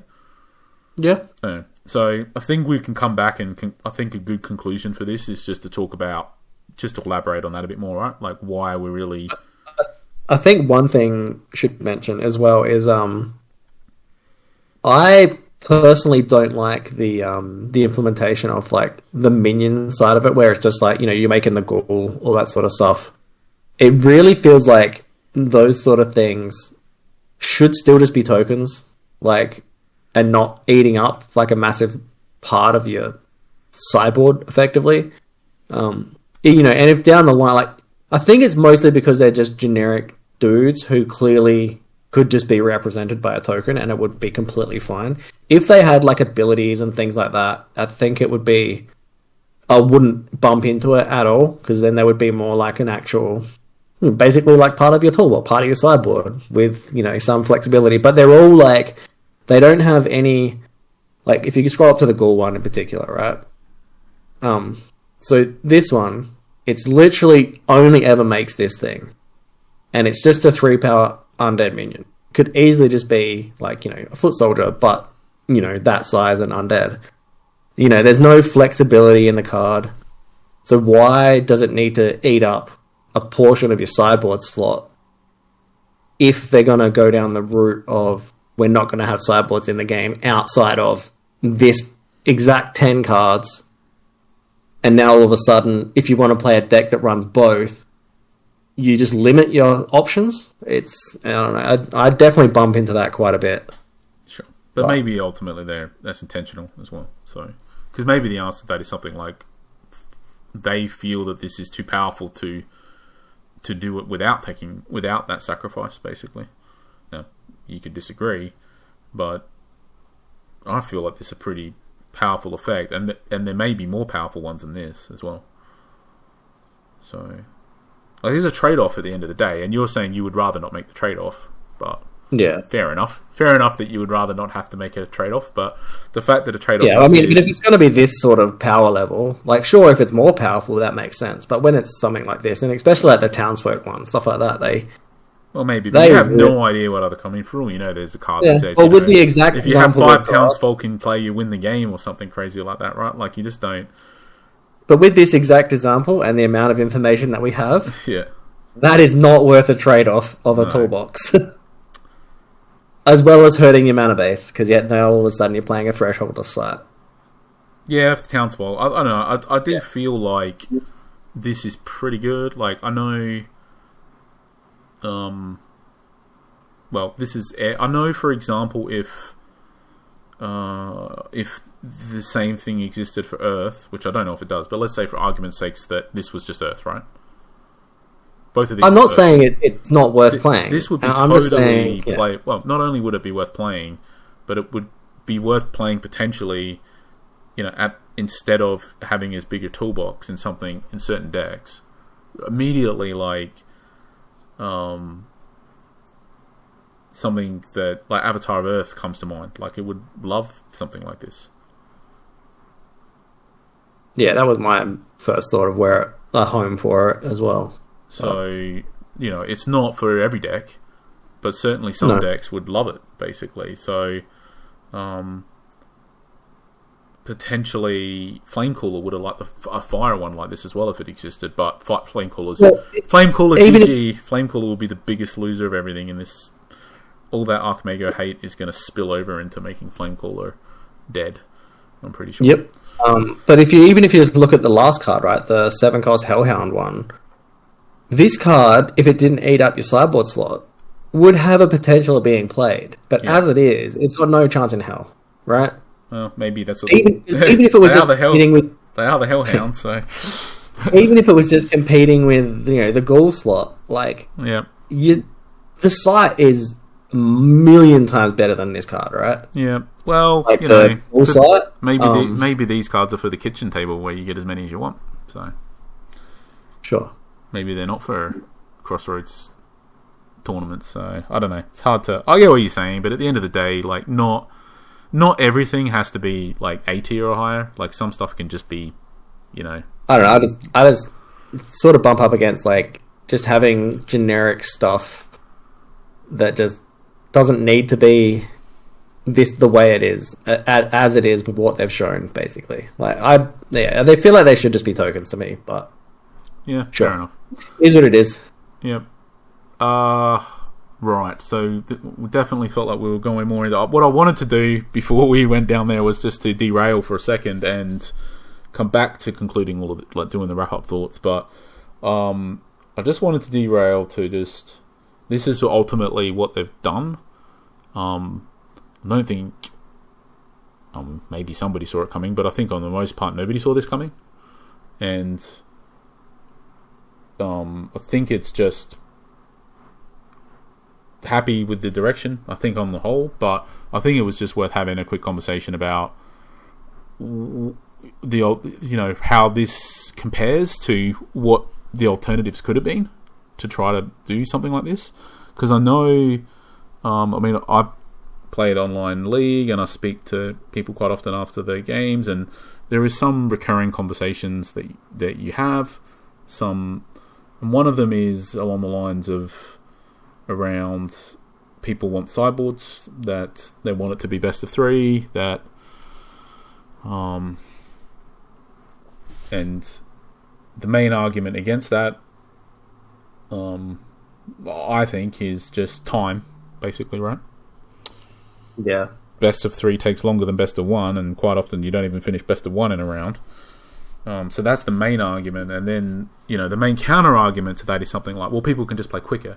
But unfortunately, in the real world, that's not quite how it works, and especially if you're talking about a big tournament that has a big prize pool, and if it was best of 3, it's way too easy in Sorcery to stall, basically, right?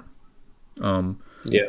You say, well, just make it so you're not allowed to stall. No, sorry. That's when I say stall, I don't mean them stalling in a way that people are going to know that they're stalling or say that they're stalling. It'd be way too easy to stall in such a way where you get away with it effectively, where it's not obvious that you're stalling.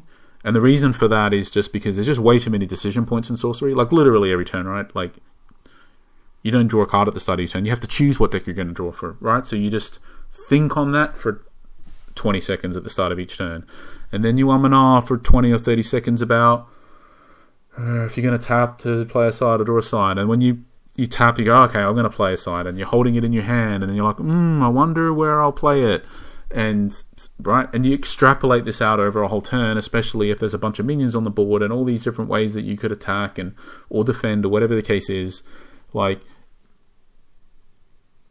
it'd be way too easy for whoever wins the first game to win the round, basically, right? To just play super slow for the second game to ensure that it doesn't finish, and whoever wins the first game just wins around 1-0 every time, pretty much. So, through that lens, there is literally no difference between best of 1 and best of 3, because if it's best of 3 and whoever wins the first game is going to win by default because it's the only game that's finished, then there's just no difference, right? So best of 3 only really would help if you could basically do it somewhere between untimed, or the timing is just so long that this phenomenon I'm describing to easily just basically stall. Yeah, rounds would need to be like 2 hours long. Yeah. I mean, and by the way, the stalling starts before any of that, right? Like, when I'm saying all of that, like, the stalling begins in the shuffling, right? And the sideboarding. Yeah. So, because it's literally the game 2 when you're saying you want to do it for sideboard. So you can stall for a bunch of time to do your sideboard changes. Then you have to shuffle everything properly because you did sideboarding changes. Then you have to shuffle your opponent's deck afterwards. Then you have to, mull over your mulligan for 5 minutes or whatever, right? And so on. Like, it'd just be way too easy if you're saying it's like a 50-minute round or something that's best of 3 it'd be way too easy to stall it out if you won the first game. And everyone would be doing it. So that's just it's not a solution. And it's not a solution, in maybe online, you can just do it untimed, right? For the online league, you could do it best of 3. But it's not an option, realistically, to have a tournament in a store and have 2-hour rounds either, realistically, right? No, because venues always have time limits.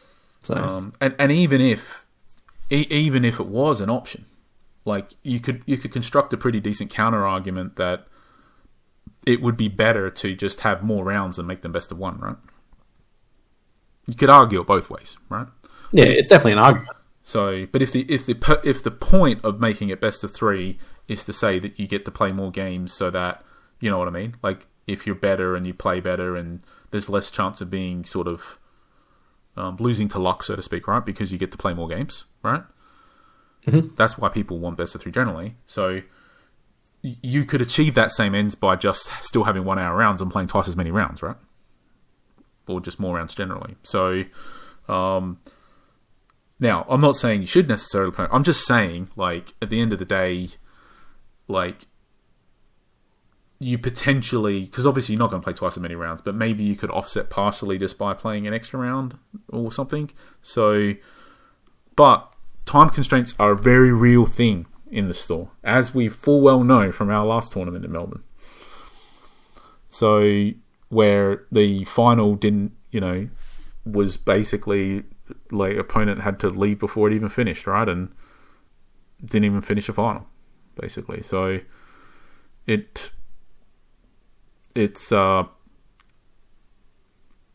this helps, I think. This is a good, compared to the utopian vision of everybody playing faster just because I want them to, where everybody can easily stall their way to victory if they won the first game. Yeah, but it's not like best of 3 is the only way you have options to sideboard. Like, because you get so much information at the start of a game just by revealing your avatar. Like, the game could easily be reveal your avatar and then sideboard. Yep, it could be. And I think that's probably where, if you realistically... That's what I like, but... Yeah. But I think realistically, in the end, that's where you would be landing with... this type of, like, that's what you would be deciding between, right? Where the direction they've gone versus that type of direction. That's the choice on the table. These are the types of choices that are on the table. The idea that it's going to be best of 3 with full sideboarding or whatever, it's never going to happen. Not maybe online, but not in real life, not in person tournaments. It just can't, because of stores have to close at some point, basically. So yeah. Now I can see a downside to the pre-sideboard is it's a bit hit or miss for sure, and it does feel a bit. And I get to some degree this phenomenon exists regardless, even with the toolbox version, if we want to call it that. But if you have access to your opponent's deck list and they don't have access to yours, which obviously in real life sort of can happen because, you saw their deck and they didn't see your deck, basically, right? The pre-sideboard feels a little bit not that fair. To me, at least. Obviously, could argue that both ways, but, like... Yeah. Why didn't they finish earlier to see yours instead? But maybe it's because, not necessarily their fault. Maybe they were playing fast and you were playing slow. It's just yours happened to finish faster. And they happen to have a super slow opponent or whatever. So, but I think that's an argument. But I don't know. At the end of the day, I think this is certainly more interesting than the pre-sideboard version. Yeah, it's just wishes just, like, taken directly out of Magic, effectively. So, yeah, which I always liked, but yeah, well, I'm not against this at all. I like that it exists rather than it doesn't, for sure. But perfect world would have both.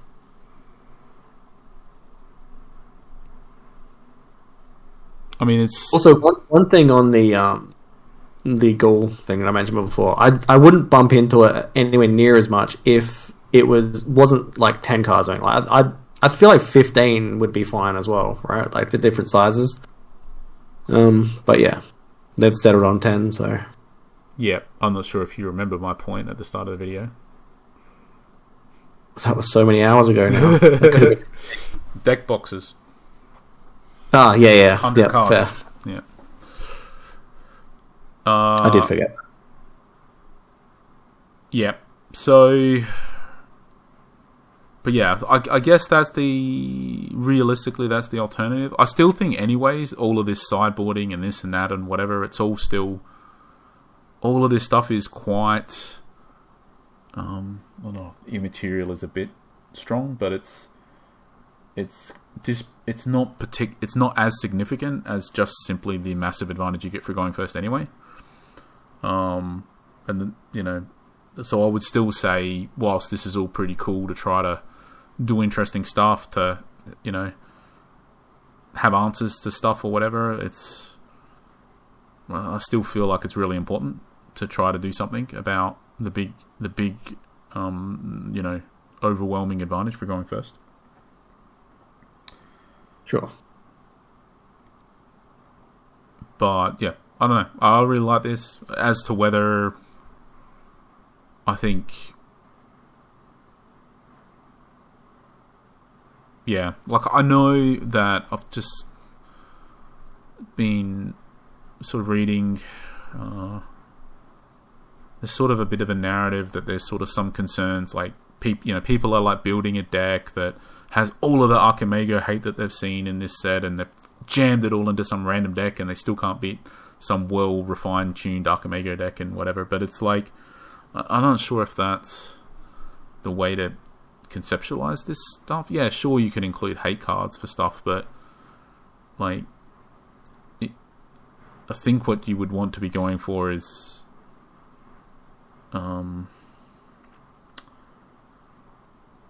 cards that are also good for your deck in addition to hating on some other deck, if that makes sense. Not sort of killing your own synergy in your own deck just to fit cards in just because they're doing something against something else. Obviously, this toolbox allows you to potentially put the hate cards in there a bit more, but do you really see us going down that road? It depends on how you like clarify a hate card, right? Like we were, glazing the options of like Mortality and Boil and things like that, and they're all clearly hate cards. Yeah. But I'm not sure we would be happy about those. Well, I'm saying that they would be in the conversation, right? I'm not saying that they would be appearing on all of our decks or anything. I'm just saying that those cards, for all intents and purposes, didn't even exist in the game, and now they do, right? So, but all I'm saying, in practice, you definitely when we're assessing, when we're working out our collections, right? Do you think we're basically putting in, let's say, 10 silver bullets that only do something, good under one specific circumstance, and you just have 10 circumstances that you can do something good, or do you think we're picking stuff that's way more versatile than that? I think the way you do it is you would be including some very specific hate cards that are like, if you play this against X deck, it's an absolute hoser. But in general, you definitely want to have at least some amount of options that synergize with your deck, that you can just like play it and use it just for tempo, or it's just part of like your game plan of having more access to certain cards that do certain things. I think you're always going to want some amount of your toolbox to be stuff that you can always do as like a baseline option. And then on top of that, whatever free slots you have left, that's where you really start getting into the very specific, this is really good against X for X reason, and that's what I want. And I can't have it in my deck because it's too niche, so you can just chill out in the board, and when it's good, maybe you're going to get it every 1 out of 10, 15 games or whatever, but it's an absolute like game changer. But the rest of the time, you're getting this like core set of picking from like a few different cards realistically every game. I think that's generally the best way that these are going to be used. Yep. So, any final thoughts? I think we're done, right? One other thing. These things are gonna certainly cause issues when it comes to tournaments that have like a best of 3 top 8 or things like that, or a finals or whatever, where you can actually sideboard. Because all of a sudden you go from having like an actual sideboard that you're going to do sideboard things with to, do I just bring in some of the things from my toolbox and take out other things from my deck that feel, maybe there's 1 or 2 things you could do that with, but it's certainly going to just mean the tournaments that have a sideboard are going to be heavily punished for these things existing. Oh, I think you can assume that the tournaments that had a sideboard, I think were, as far as I can tell, were almost exclusively reserved to us in Australia. I don't think anyone else in the world was doing that too much. So sure. And after the last one, we might not get any more of them. After what you did in the fun.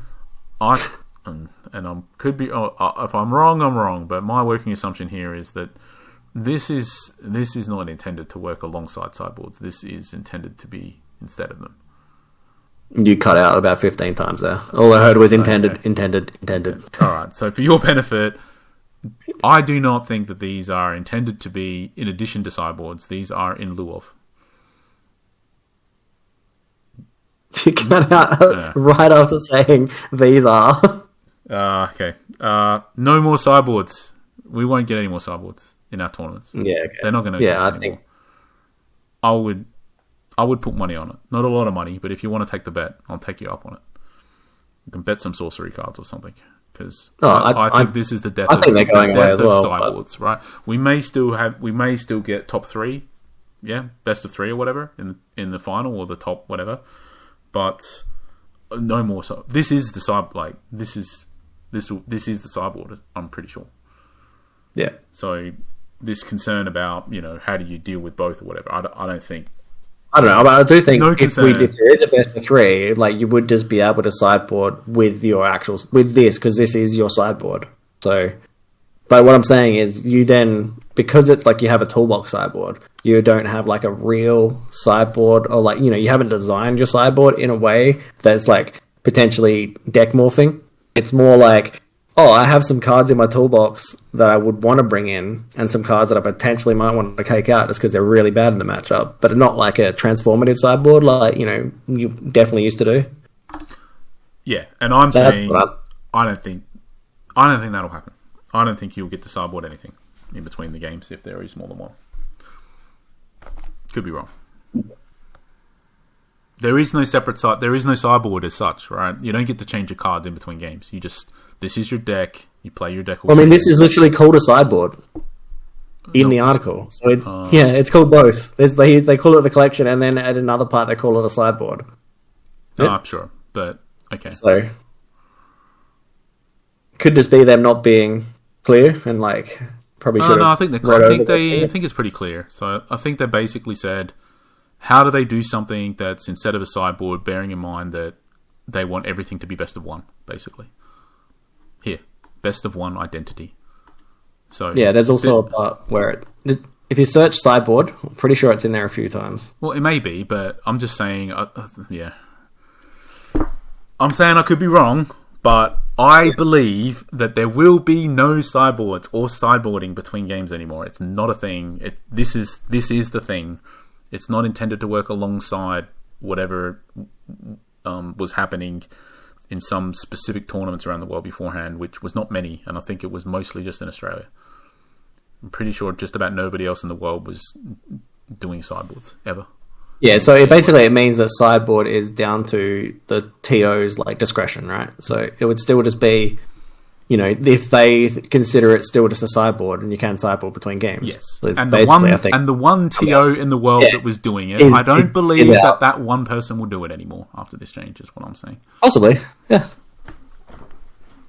So I think the concern about how this is going to interact with sideboard, I don't think it's a thing at all.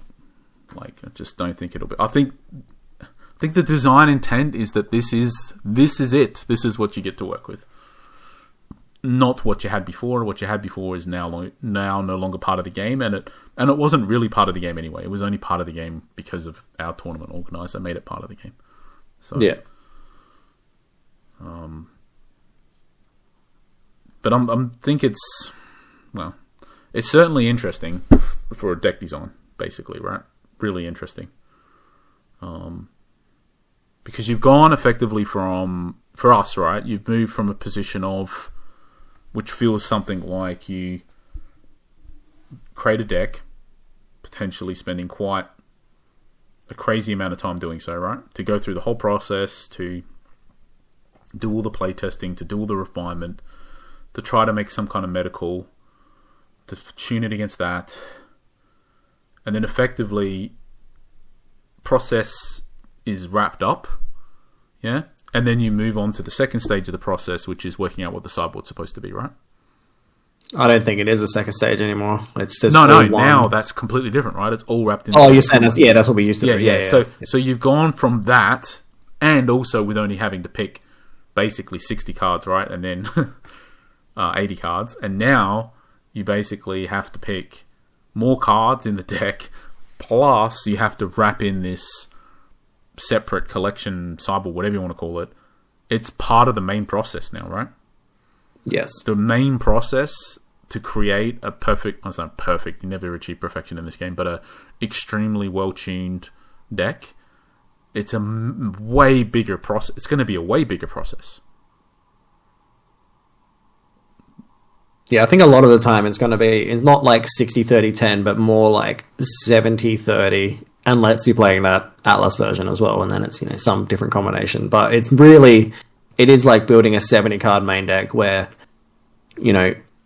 cards you don't necessarily want to draw all the time are just part of the toolbox, and potentially some amount of cards that you are happy to draw all the time, that you want to draw all the time, are just part of the toolbox, so you have more access to them, things like that. So yeah, it's very much a 70 card deck when these cards are involved.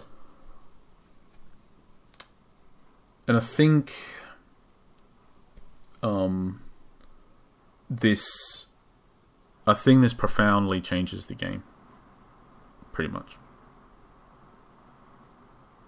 I think so. It's not a fringe.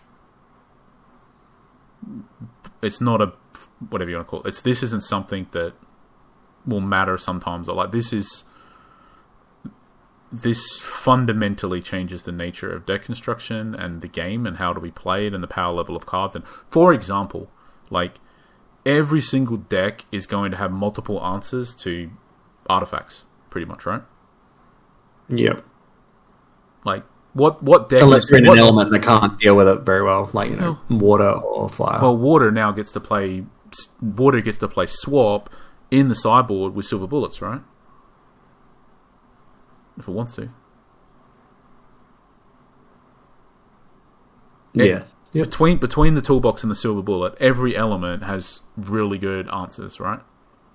To artifacts in particular. So, like Philosopher's Stone and like Ring of Morrigan to some degree, right, is almost like it's pretty. Compared to now, it's a much worse card because one, bigger deck, harder to get in the first place, and two, assuming that they didn't make Highland Princess's Sister or something that does the same thing type of thing, which I definitely assuming they won't. So it's just going to be harder to get, less consistent to get, presumably.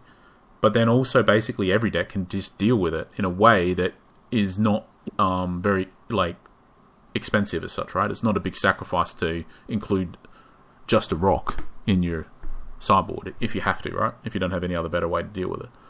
Yeah, for sure. And plenty of decks will, cards, for example, Disenchant and Dispel have, even those are pretty right now, right? They're quite playable in the main deck, but there's a good chance that plenty of decks now we're just going to choose to shift them into the collection, right? Into the toolbox package, yeah. So I think it's a lot of the. I mean, there is some really interesting things you can do with this, with common sense and having one in your sideboard as well. So that you can potentially go get an ordinary from your deck that you wanted to have 4 of in your deck. Yeah. Or if you only wanted one Dispel between both sets and it was in your deck, you could go get the common sense to go get the Dispel. Things like that. So there's definitely some interesting things. But yeah, I do know what you're saying. There's definitely... I think it's going to be a lot harder to actually have artifacts that stick into play. So I think a lot of the time, just jamming this out on 2 is going to be pretty punishable as well. Yep. But you get to play... Yeah, so where I was going a bit before with the... If you're just including the hate cards in your main deck, but it's making your deck play out less consistently, right? Now you get to play the hate cards in the collection. Yeah. Yeah, that's obviously the main way it's going to be played. But so you don't necessarily have to disrupt your deck as much. I don't know. It's just really... At this point, it's like... Once these cards exist, pretty much every deck that's really good is only one set away from being completely trash. Yeah. Pretty much. I also think the value of common sense in general goes down when this card comes into decks. Yep. But a lot of people would argue that they're not unhappy about that. A lot of people think that card's too good. Yeah, it's fine. But basically, whatever deck can possibly exist, all has to be done is to create an ordinary or an exceptional card that doesn't even need to take up a deck slot, right? That just completely hoses it. Like, I mean, the people who think Common Sense is too good are gonna hate this card. Yeah. Well, both of these cards, I should say, but mostly Toolbox. Well, I think mostly that's said from people that playing decks that don't get to play it, pretty much. So now everybody gets to play it. I mean, everybody can play Toolbox, so... Yeah, possibly. Yeah, I don't know. I'm pretty happy where it's all landed, though. So, like... I don't know. I feel this is... Again, it's like I don't think... I never felt like that they were going down, like, it was really obvious that we're never going to traverse the best of three path to me, as we sort of touched upon, but it's, once you actually think about it, it's, even if they did, it would have been a massive mistake. And, yeah, I don't know. To me, the other thing here as well that's not insignificant as a factor is that I know you're sort of saying that this is just like Wishes in Magic, but there's a good chance that a lot of people wouldn't even know what that is, right? I don't know how. Yeah, it's definitely a long time ago. It's like how Judgment. relevant they are. So I mean that because they were relevant when they were a big part when we were doing all that playtesting 20 something. Is that long ago? 22 years ago? It would have been over 20 years, I think. So 22 years ago for extended PTQ in Adelaide. We did a whole bunch of testing, right? We put in, I don't know, it was a crazy amount. And no online or anything back then. We had to do it all in person, right? And yeah, it was like, I don't know, it was a crazy amount. And those wishes were a key part of extended back then. And when you were building decks, you were sort of thinking of, it's basically just cards that just pulled stuff from the sideboard, and then because you had those, you would build the sideboard as basically like this collection mechanic, right? Yeah, exactly. Pretty much. So it's, on the one hand, it's kind of already been done, as you're saying. On the other hand, it was kind of a long time ago, and this is obviously a twist on it, right? Because you're also, it's more than just a few wishes that potentially interact with it, right? It's a lot more cards, and also stuff like the sites and stuff.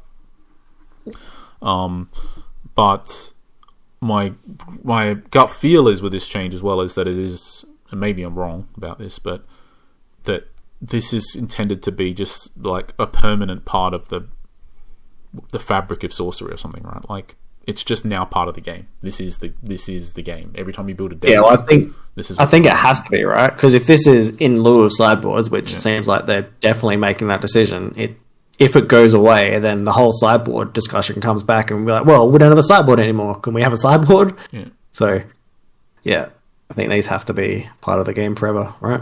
Yep. And also, if you remember back to that testing I was talking about for extended 22 years ago, when you were, it was interesting choosing what cards to have in the sideboard to fetch with those wishes. Yeah, I really like them. I think they're a good addition, but I'm just saying that's what they are. But yeah, I think I really like that the card pool is extended significantly with this as well. I mean, obviously, just regular sideboards would have also extended the card pool as well, but yeah.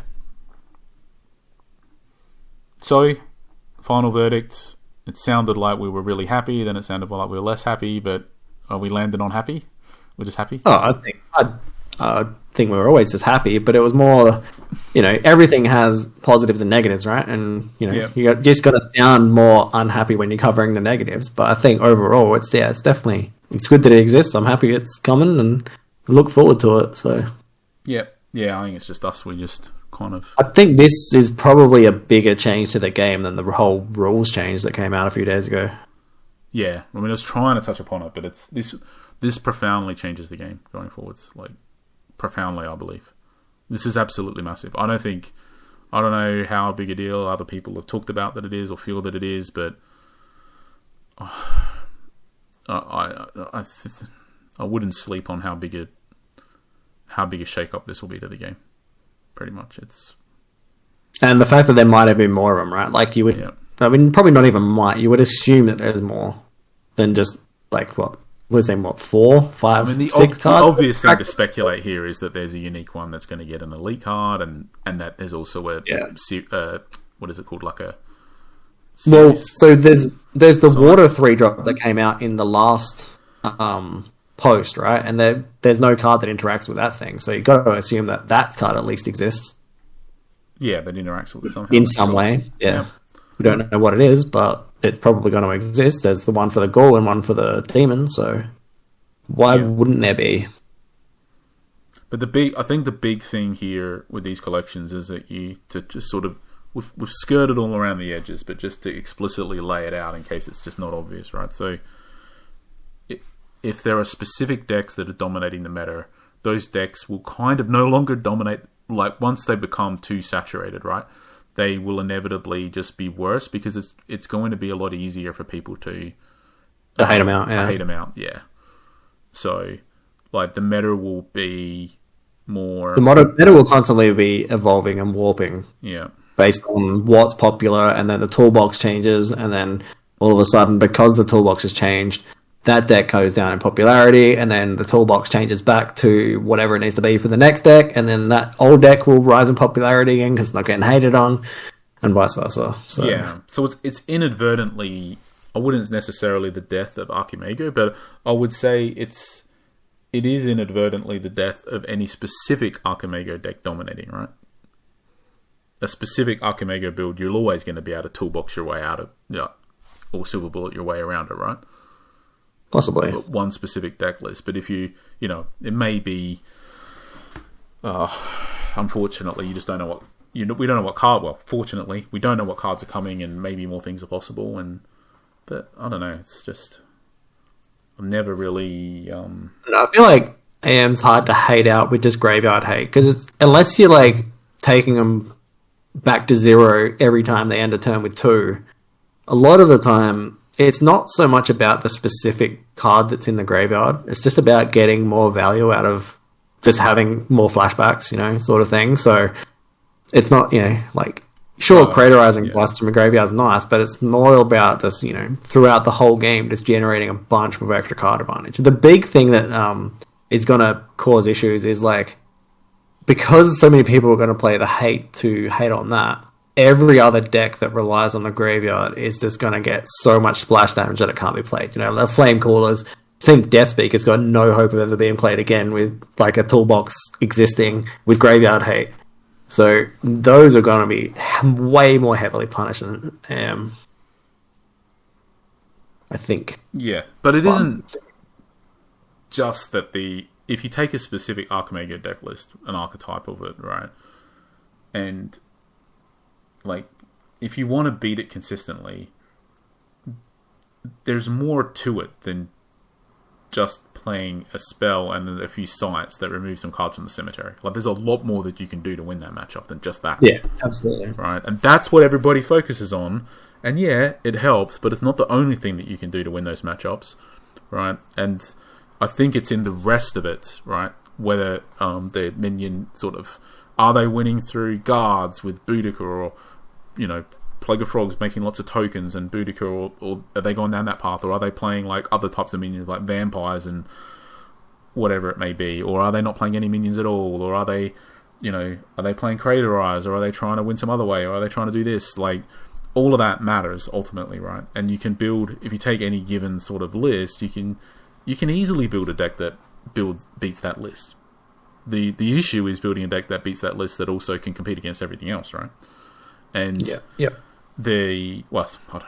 we can easily build decks that beat Archimago, like really easily, like some massive percentage of the time, and even most of the archetypes of one list. But the issue is that everything else, basically, that all the other matchups are not necessarily very good. In particular, there's an issue that Druid is really popular, and it's very difficult to build a deck that's consistent against both Druid and Archimago because they kind of have completely different weaknesses. Yep. So that, in a way, what makes Archimago so good is that Druid is popular. Because if Druid wasn't popular, it would be way easier to be able to play decks that can beat Archimago without being punished by Druid for it. So, but the collection and the toolbox, you can now, you have more tools to work with to be able to, understand these matchups and to be able to beat whatever the deck, whether it's Archimago or otherwise, right? Whatever the popular deck is. And you don't even necessarily have to work it out, quite frankly, either. Other people will work it out, right? Whatever deck is the most popular, everybody will be working out the toolboxes that deal with it the best, right? And all you got to do is copy them, pretty much, right? So it's just like naturally something's going to happen. The best, most popular decks, people will work out the best toolbox cards for it. It's going to, even if that deck is still the best deck, even with everybody hating on it, potentially, it's not, it may still be the best, but it's going to be a much lower win percentage than it otherwise would be if everybody wasn't hating on it, right? So even though you may have decks that are the best decks, maybe their, overall win rate is, like just 10 percentage points lower or something like that. And once that happens, probably there is some other deck that's way better, just somebody's got to discover it, right? So nobody's worked it out yet. So I think, like you're saying, with the toolbox, the meta now is just going to ebb and flow kind of thing. Like, effectively, the popular decks will be the ones that are hated on, which in turn is going to make them less popular, pretty much, right? Yeah. I did just have a bit of a thought that just jumped in the front of my mind when you were going on there, but Feast for Crows, I think, just went up, like, so much in priority in every deck, just to remove toolbox, to completely strip anybody's access to a toolbox, to, their whole sideboard is now just going to be so impactful against effectively every deck. Well, that's a reason to play Silver Bullet. Yep. Yeah, so you're probably going to have to play a mix of both.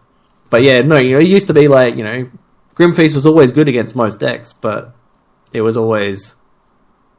Not Grim Feast, Feast of Crows, there we go. I'm like, that didn't sound right. But yeah, it was always, like, some list play it, some don't, and it was always a consideration of which to do. And now, when Toolbox comes in, seems unlikely you're going to be falling on the side of, maybe I can get away without playing it.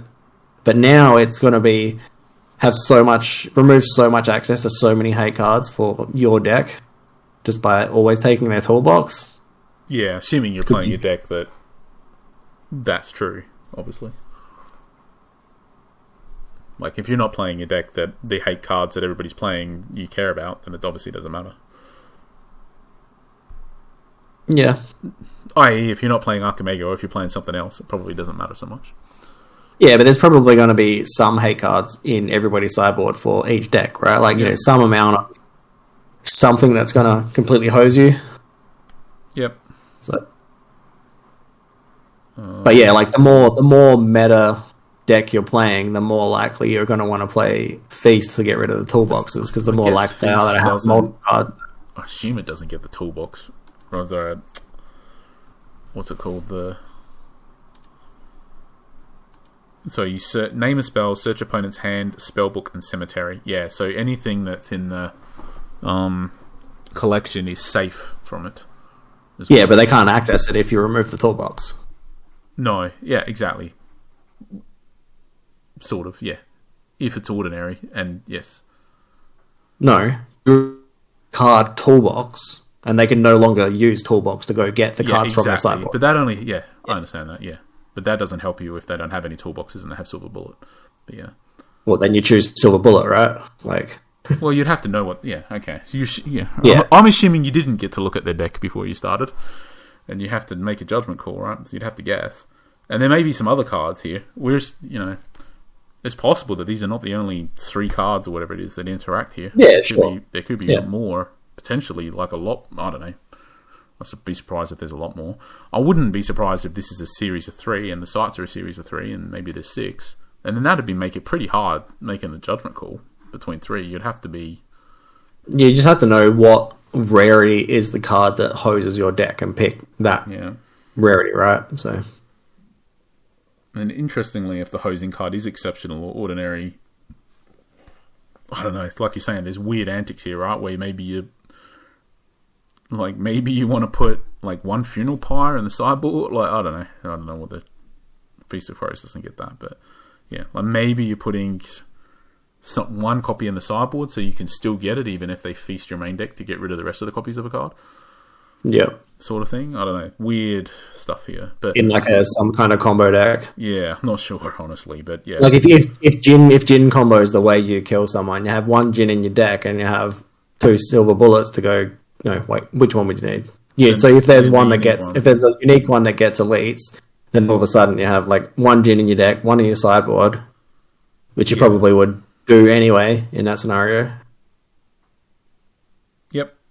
Don't know. It's really interesting though, and I'm just really trying to say, I think if anybody thinks that this doesn't matter much, I think you're wrong. Like I think this matters a lot. I think this changes the game profoundly. It certainly makes it harder to play around any card in particular because there's a lot of cards that you're like, well, this could hose me, but you know it's not going to be in someone's deck, and there's certainly a chance it's going to be in someone's sideboard. Yep.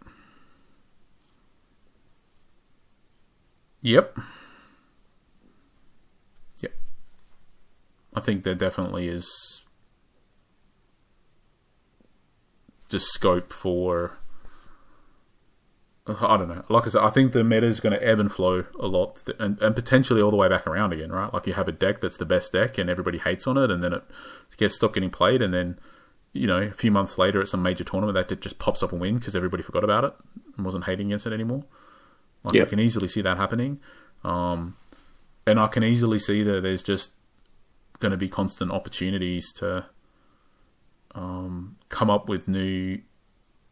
Like there always is in this game, there always has been. There's always been plenty of opportunities to create new deck archetypes that are S tier. The game, always has had a lot of unexplored deck construction space, and this is basically just expanding that space, right? Yeah, pretty much, right? So, in both terms, right? It's expanding the space in terms of using your creativity about what you could put in your collection, but also in terms of just trying to build decks that can come up against different collections, right? For sure. So I don't know. I really quite excited about it. I'm not sure. It already felt like we were taking, a bit too long to build decks as it was. So I'm not really that excited to spend Yeah, it might just be that we build fewer decks, right? Yeah, at this point, think probably so. Don't get to explore as many things as we have been, and that'll certainly, if there's last second rule changes and bans that come up, that's certainly going to hurt us a lot more than it would have in the past. But yeah, just this feels like it's such an epic journey just to build a single deck at this point, like in a really finely tuned capacity. It's certainly going to get just harder with every set as well, let alone without all the sideboard effect. Yeah. But I think so far, I like the look of it a lot, and like we're saying, not all the cards. The Release the Hounds doesn't really seem to be doing it for us, and maybe not all of it, but at the end of the day, not every card has to be for us, basically, right? I was going to say, the rest of it doesn't really matter, right? The fact that this toolbox exists, even if there was no other card that came out with it, we would have been happy. Yeah. Yep, but some very interesting. I think the main piece of feedback, or that I'm curious about anyway now after all of this, is it's for drafting. It's for drafting, limited in general. Yeah, because it would just profoundly change the nature of the experience. And for us, at least, we get one major tournament every 6 months, something like that, right? And we basically just build a deck. We spend a lot of time to build one deck for one tournament every 6 months. We try and come up with something new each time, and the whole rest of the time, our Sorcery experience is draft and sealed sometimes and draft, right? We just play limited. Yeah, Like, limited. We just play locally with a local group, and we just play limited. So for us, actually, I know a lot of people just don't care about limited, but for us, it's actually really important for our enjoyment of the game, right? Like, it would be really sad if the limited gameplay experience of Gothic is really bad for us, right? Because for sure. Like we have plenty of Arthurian Legends in beta by now because we're just drafting all the time. Like, everybody's got all the cards they want. Like, obviously everyone's going to want to, you know, when the new shiny set comes out, everyone's going to want to play it. And of course we're going to play it, but it would be really unfortunate if it's not fun or anywhere near as fun as what it was, right? Because Arthurian Legends was, for all of the set's faults, it was actually good for playing limited, right? Yeah, it was good for what they designed it for. So like, they definitely, they hit the mark on that. So I just, and I say this in particular because the precise interaction between cards like Release the Hounds and how it works with these Hellhounds in limited is really important for how, you know, it's not going to be particularly fun, like you're saying. Like, it's sealed, you open up your 6 packs or whatever, you get to Release the Hounds and you don't get any Hellhounds. Like, that's going to not feel very good if you had to open them to play them, right? So the answer to that matters a lot for full limited, and for us, again, really important. Any final thoughts here? Don't think there's anything specific with the rules changes that overlap in with this. I don't know if there is... there's one card here that we didn't review before. This City of Glass. We didn't review it in the previous... There's one extra card that was revealed that isn't covered before. So do you want to just quickly talk about that before... Yeah, sure. Before we wrap up? And I don't know if you remember the other cards, but I don't know if it's true or not. Maybe if anything comes to mind for you. But I don't know if, in light of this new mechanic, if there's some card that we already looked at that is now, like, completely different. Because... I can barely remember the other cards. I mean, so the immediate card that pops to mind, because I just keep thinking about how bad it is Ghoul. Like, is that not the Ghoul? The Death Knight? No, the Death Knight. Yeah, I'll scroll through them. So let's just scroll through them quickly, right? We're doing it in order. We're doing... Was that? Yeah, so it was this one. So, not this one. Not this one, right? Well, it doesn't change. These clearly changed, but not in a way that matters. This one you can grab from your sideboard, potentially, right? This is potentially in a sideboard slot. Yep. This one you can grab from your sideboard with that as well. So this becomes way better. Very good sideboard, right? That one's unchanged. Yep. Yeah, I think Consecrated Ground is exactly what we were even talking about with this card, right? Where we were like, if the meta evolves around evil, it's going to be incredible. And now you can just, if you're playing against an evil deck, like, there's just one in your sideboard and you're like, this is incredible. So that's exactly the scenario that we were talking about. Yeah, this card just is way better, effectively, than what we originally thought it was. Search Party, I think, is still garbage. Still the same. This you can potentially now, like, obviously it was probably always pretty good in Archimago, but in other decks, this probably feels okay, potentially, right? As one of the slots, for sure. Yeah, it's basically like gives Ward, like, a deck without common sense access to it pretty well, and that's where it was, like, going to be best outside of AM. So I think it's got even better, and I already really liked it. I don't think this is likely to be a target. I mean, obviously anything can be. I think it would be. Okay. Not in every deck, obviously, but decks that want that effect, I think they're going to be more than happy to have one of those in their sideboard, because it's not like you're going to play 4 in your main deck if you do want it. Like, but, you know, you potentially have one in your board. I think it's going to be pretty strong. Yeah, I'm just thinking in terms of the main thing that would want it would be Sorcerer to fill out those loose bits of mana, and not... I'm not sure you would want to pay 3 for this effect. It's more in decks that want to, you know, get in damage and then go back to safety, right? You probably don't want to play 4 of them, but I think you'd be more than happy to go get one at the right time. That could easily be. Sure. Obviously, in a reanimated deck, the idea that you now can get an extra instance of this with the 2 supports. Yeah, that's what I was about to say as well. This is like one of those situations that we were talking about before, where it's like you have 2 in your main deck, and then you have the 2 tutors for it. Plus, the thing is, the minion is casting it, and this is nearby location, so it's also potentially matters a lot that you can get it in a lot better spot. For sure. I mean, imagine it's something like I know it's not, but I know it's not undead, but I don't know what undead's coming, but there could be something just totally awesome to basically plonk on their side of the board, right? And now you can easily do it. Think of something like Conqueror Worm, right? Something like that, where it just has an immediate impact the turn that you jam it on there. Whatever. I don't mean that exact effect. I just mean something that you do it and it immediately has an impact, basically, right? Like an Infernal Legion. Isn't that one undead? Yes. So that's a better example because it actually is undead. Yeah.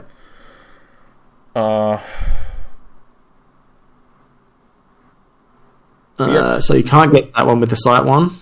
No, so you can get this one. Yeah, and this, Carrion Beetles for sure. Again, all of a sudden, for all the reasons why, because it's actually the fact that it costs 1 is now potentially pretty good, right? Because you can fit it into a turn better without it. It's also borrowing probably becomes more relevant, right? Because it fills up like 2 potential things that you would want to try and get. Like, you know, maybe at some point in the game you've buried one of their filler or something, or their ring, and you want to go get it. Now you can like wish for something that had borrowing, but you wouldn't have had that you might not have had space to go have that option in your sideboard before. So now it's like a 2-for-1 where the card gets slightly, you've got it in there because you want the cemetery hate, but it's also got that little bit more flexibility to, in a pinch to go get a borrowing thing. Yeah. Yeah, these cards definitely... this one doesn't, at least at the moment. Not unless it can be fetched with something. Okay, so that was everything except the ones that are on other places, which I can't... So the other ones were the Gift of the Frog. Ordinary, right? Yeah, that was Ordinary. So that might be another one of those things where, because of the awkward casting situation, you might not want it in your side, but, there's a situation that might come up. But it's pretty unlikely that it goes into that part of the board, but maybe in certain decks. Maybe. I mean, the fact that it's a bit awkward, kind of, you would rather it there than in your deck as well, in a way. Yeah, but it might be, in that awkward enough spot that there's other awkward things that just do better things when you pull off the awkward situations. Well, it does feel a little bit like... an unlimited sideboard, you would definitely... collection... When it's actual collection, it's obviously a target, but... But you, what was I going to say? Yeah, I mean, I think the effect doesn't feel particularly powerful for a spot there as well. Something that's awkward, and it could be any card in the game that's awkward, it feels like there's probably better effects that you could get than that, if you know what I mean. As well. So I feel like it'd be competing with the generic sort of slot, and you don't really want you typically, I think how it's going to look is you have certain cards that are really narrow and powerful, and then you're just going to want some options that are generic, right? In case none of those powerful situations exist. And it's basically going to be competing with the generic slot whilst being awkward, and that's not a good combination, I would imagine. Yeah, for sure. So less than the sum of its parts. What were the other ones? It was the Undead Knight thing. Death Knight? Which I think is it was exceptional, right? So it'd be a silver bullet target. And then all of a sudden the having to tap is also even more punishing, because now if you were if you were casting it off of a unit, that unit wouldn't be able to get pumped and then attack. Yeah, so that doesn't feel like it's very good for those things. Yeah. What were the other? There was another couple. There was Swap, which obviously is a good target. Yep, great target. There's Cursed Irons or Shackles. They were elite. Whatever it was. They were elite, weren't they? Oh, okay, yeah. I'm just thinking of cards that existed. Yeah, yep.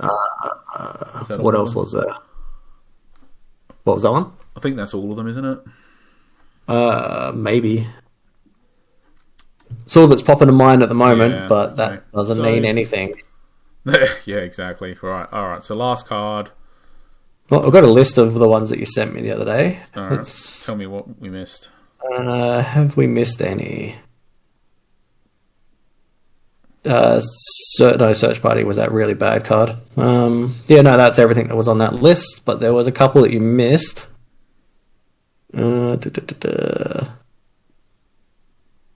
Which was... Yeah, we've covered all of those, so... Yep, I think that's everything. Okay. City of Glass then, right? So... City of Glass site, unique site where dreams are made or shattered.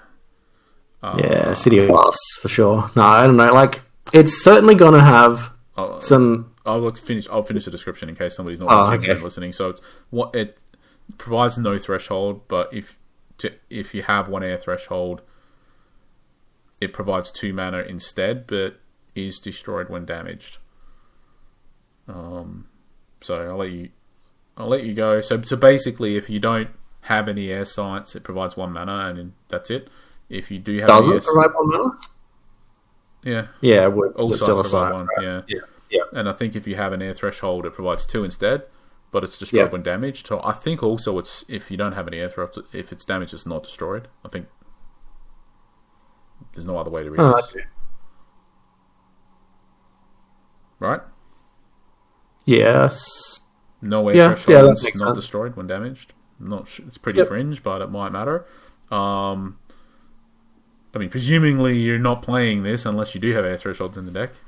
But you could be in one of those situations where, you know, your threshold's screwed and then this doesn't give you the double whammy of having it in play and having it blow up when you're already having issues with your sites. So that's, you know, a little nice positive, I guess. But yeah, overall, I think the card, it's definitely going to see play, but it is a brutal double-edged sword. Like, it's going to be good when it's good, but I think in general, it's probably going to get played in the wrong decks and it's going to lose people a lot of games. But it's a very powerful effect, right? To constantly have a tower acting online, but yeah, it's a pretty big drawback. Yeah. Yeah, so I'm trying to wrap... So I think... When is this? So this is obviously better when it doesn't get destroyed. And when it's going to provide 2 mana, obviously, right? So there's obviously a few things you can do that are a bit awkward. Like, I mean, if you have a Root Spider under it, that's probably pretty good, right? In that type of deck. Yep, sure.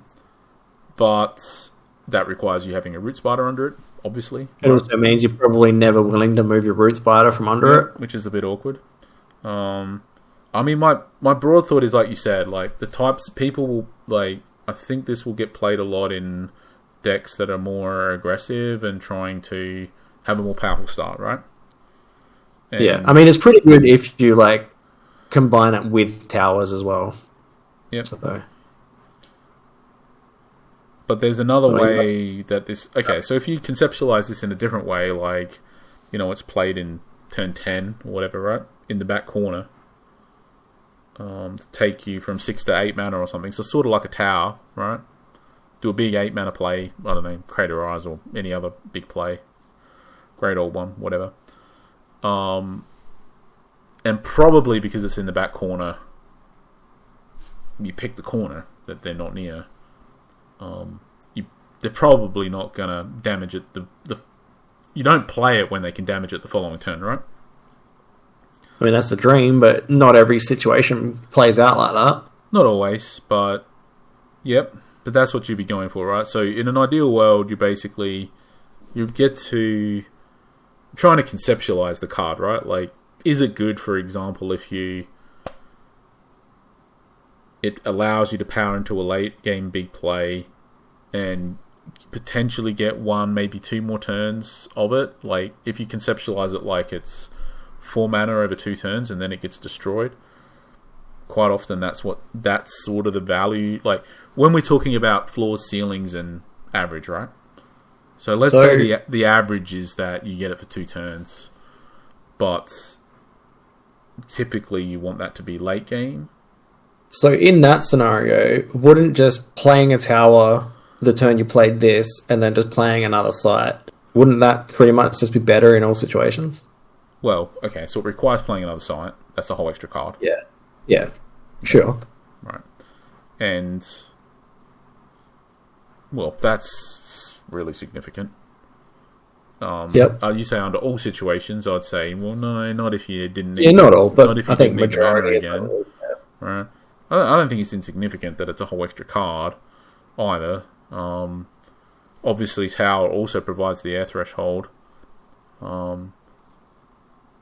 Yeah, so I think, like, the big difference for me in that situation of just that is then you don't have the awkward scenario of potentially having to play the City of Glass earlier in the game, whereas you still would be able to play the Tower or any other site without being punished. Yeah. I mean, I feel... Yeah. So, I think this is bad early game for a variety of reasons. yeah, I think it's in most decks, it's going to be one of those sites that is going to sit in your hand and force you to overdraw sites when you potentially don't want to. Yeah. And then the effect, while being pretty powerful, potentially lost you the game earlier on during the game because you couldn't just jam it and things like that. So, you know, it depends on your deck for sure, whether or not you can get away with having a site like that.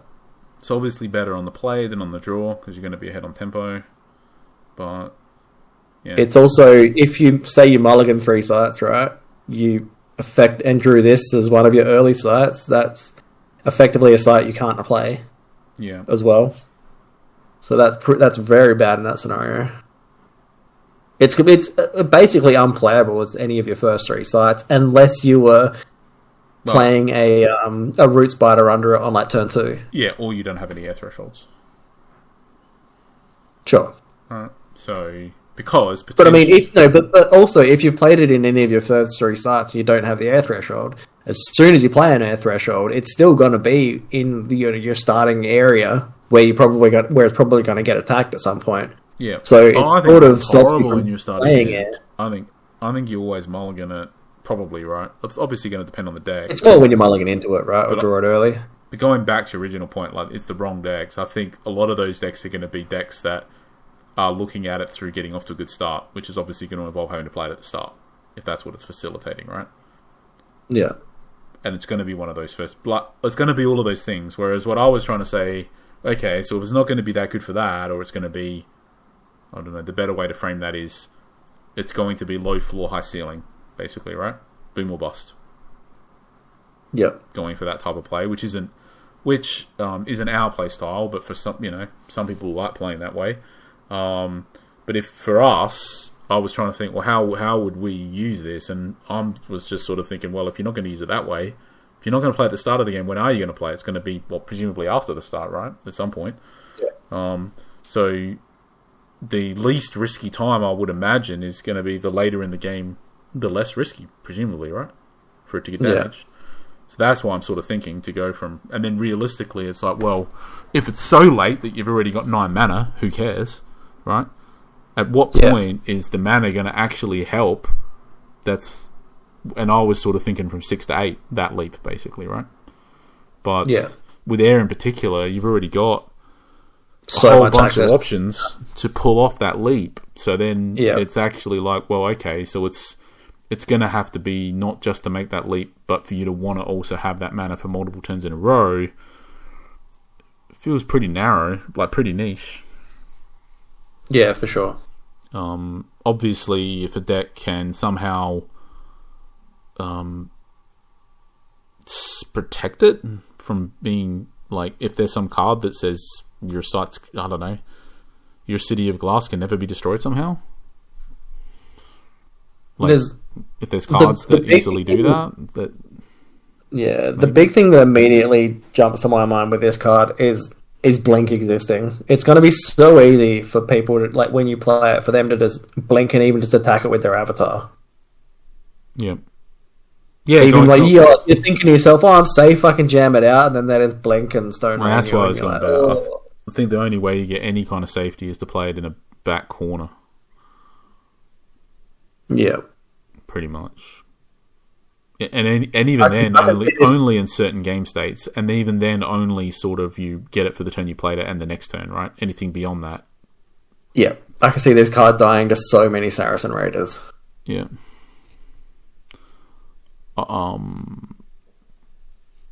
But it'll get played, and it'll be boom or Yeah, bust. it's certainly not unplayable. It just has to be in the right deck, and I think it's going to end up in so many the wrong deck in so many times that it's going to cost so many people so many games, and then eventually it'll sort of just keep getting lower and lower and lower on people's like list of wanting to play it, that it'll sort of fade out of the meta outside of like the one place where it is like homed well. Yeah, or yeah, maybe 2 or 3, but yeah. Yeah. Because I can sort of see this being good in a certain aggro sort of archetypes. Yeah, like, and in those decks, you probably... It's not the end of the world if you do lose a site, but you could also just be so much on the front foot that they don't have a chance to attack. They have to actually defend the whole time, and then all of a sudden, it's fine. One is there any way to damage a site without just hitting it?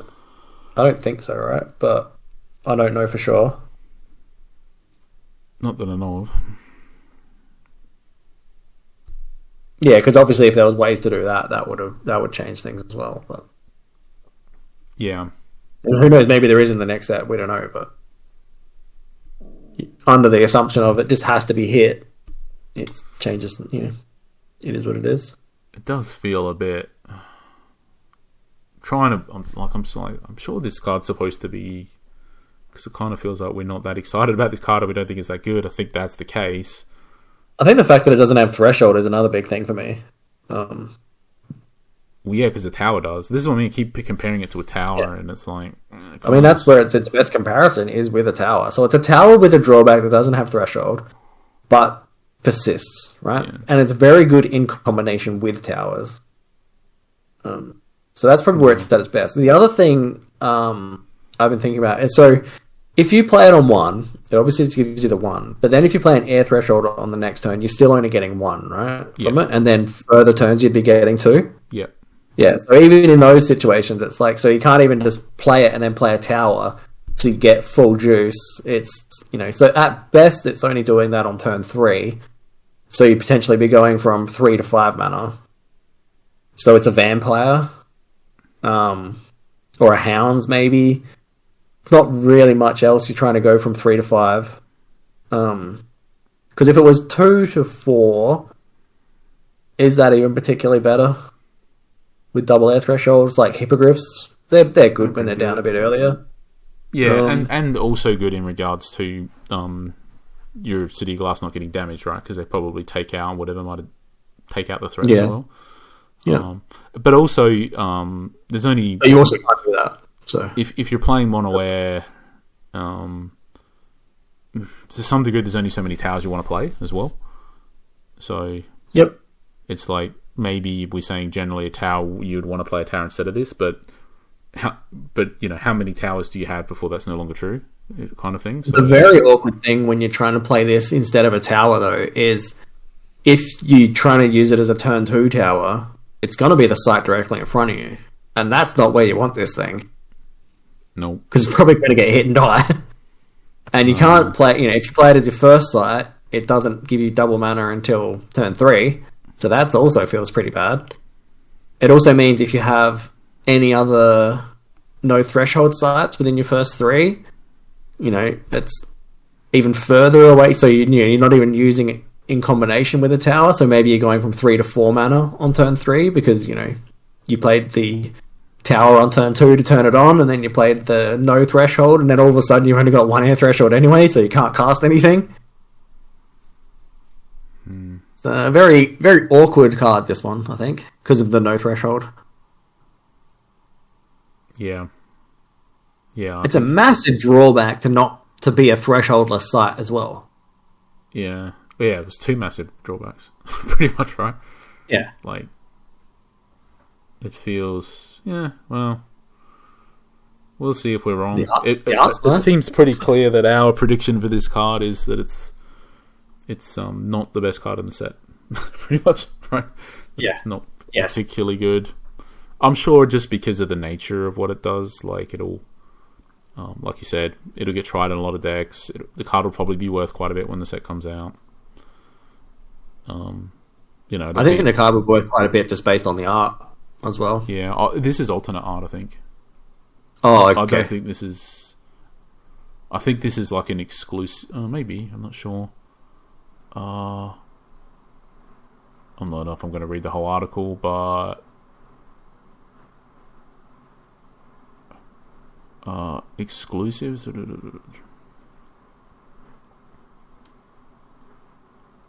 The playmats exclusive. Maybe it's not. Maybe I got mixed up. Maybe just the playmats. Oh, yeah, no, I just saw as alternate art full promo down the alternate art foil promo. What is it? So there, exclusive. You keep. It's the. Oh, stop moving. It. You're on a delay, obviously. Here, you read it somewhere? Because I thought I read it before. Yeah, it's in that Star Cities paragraph on the second sentence, the third sentence. Wait, no. I'll pull it up and see what it says. This is not going to happen. I just saw the word alternate art. There we go. Yeah, there you go. The wait for the launch of the Gothic full. Yeah, okay. So it's alternate art. So it is alternate art. Yeah. So yeah, okay. So it's So it's not the. Yes. So this promo will probably be worth quite a bit. I'm guessing. I don't know. Depending on how many of them exist, obviously it's going to impact the value. But like you said, looks pretty cool.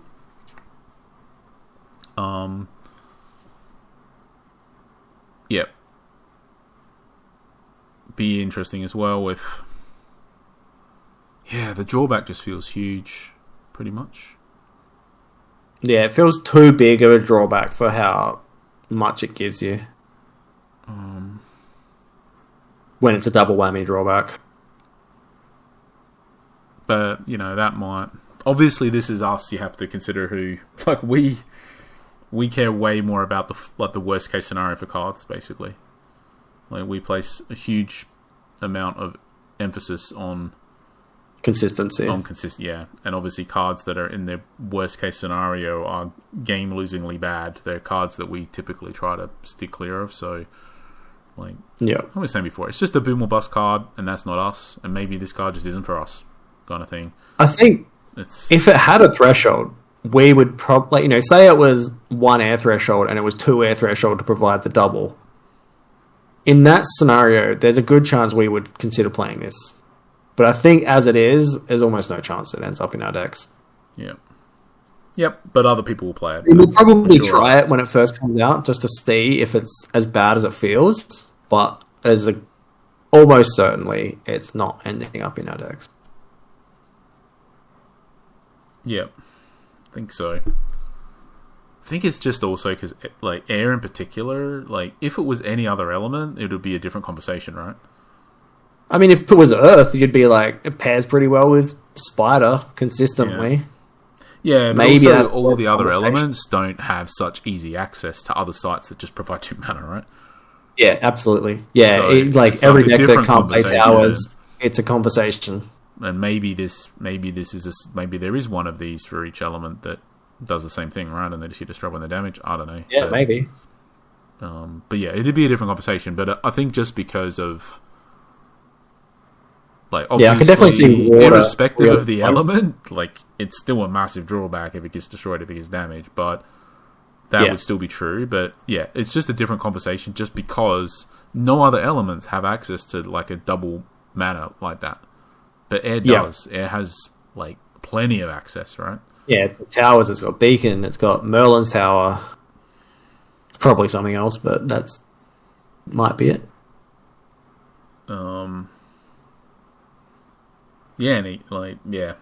So, but still, that's a lot of access. Yep, absolutely. I mean, again, if tower didn't exist, like we're saying, it would be a different conversation, and it doesn't exist for all the other elements, right? So, yeah, and that is the different conversation. So, but who knows if those cards exist? So I don't think we'll have it. But it's just worth pointing out. I think that, in particular, I think it's just because there are other options that are doing not the same thing, but something similar. That in particular, it feels.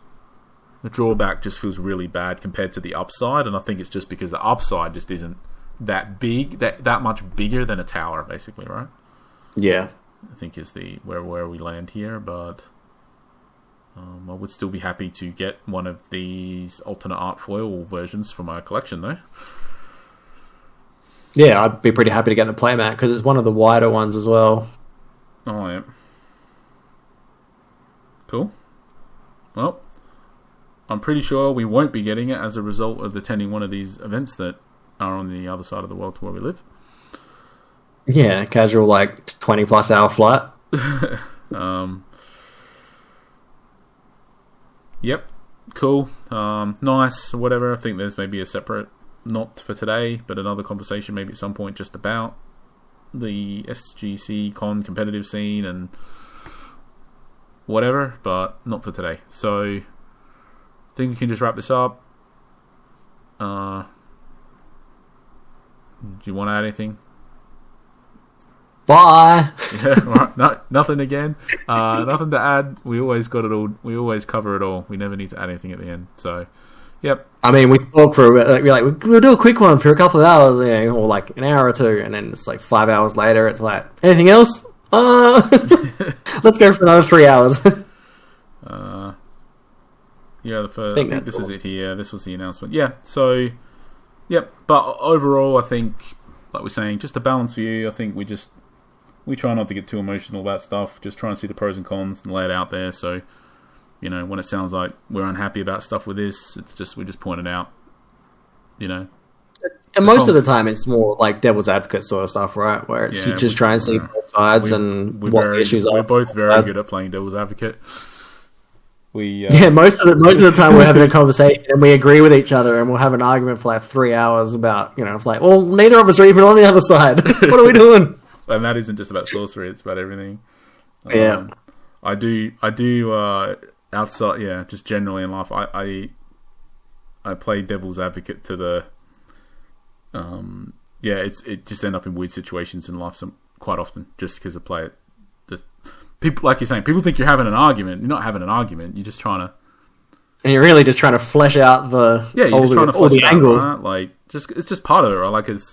To me, it's too easy to just hate. It's easy to point out what you don't like about something and the flaws in something, and you get emotional angry about something, right? What's harder to do, and I think it's more valuable in life to try to do this in things. It's better typically when you disagree with somebody to try to steelman. Is that the term? Steelman their argument. Have you heard that one? Do you know? Don't think I've ever heard term. So it's where you basically take an argument, agree with it or disagree with it. It doesn't matter. You take any given argument, right, and you just. You take somebody's argument when they're debating with you, and the first thing that you do is you don't even debate with them, and you take their argument and you try to make their argument as strong as it can possibly be, right? Yeah, okay. So, right, rather than trying to shoot somebody down, you listen to what they have to say, and you try to help them build up their argument to be as strong as possible, and then you start the debate, right? So it's not about winning; it's about trying to reach the correct conclusion, right? Like that. Yeah. Which is how we sort of do everything. Yeah, and that's how exactly, right? So that's how we're debating not to have a winner, right? But to arrive at the correct conclusion. So we are steel men. Yes, exactly. So I think it's just So obviously when we're talking about these things, that's just how we naturally talk about everything, not just sorcery, but everything, and it shines through, right? Like. We purposely trying to find all the things we don't like and find all the things we like, not because we're hating or we're trying to push any specific agenda or whatever, right? Just trying to look at both sides. So, okay. With that said, we'll wrap it up here. On the whole, though, all semantics about steel manning and debating and whatever aside, I think I'm. On the whole, really happy. On the whole, I think with this announcement, on the whole, as well as everything recently that's come out as well, the rules changes. On the whole, happy. The announcements with the partnership with Star City Games, really happy. We'll get into it. I know a lot of people are unhappy about other stuff, but on the whole, really, I definitely saw that as a positive. No, that's just straight positive. A lot of people are not so happy about Dragon Lord, but on the whole, I think looking at all these recent announcements, we're not going to get into that now. But on the whole, also not happy is the word, but I can see the pros and cons basically, right? And at the end of the day, whatever you do with these type of things, we're not having that conversation. All I'm trying to say is there's been a whole bunch of announcements recently with Sorcery, and if on the balance of taking all the pros and cons from all the announcements and weighing it all up, I'm very happy, even though in each given thing there's specific details that I'm not happy about some specifics. It's certainly a positive direction overall. Yeah, I think it's just, exactly. And I'm excited for the future of the game.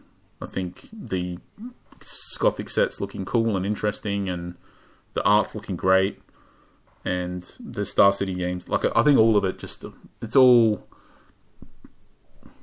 positive, pretty much. You can certainly see they're trying. They're not just coasting.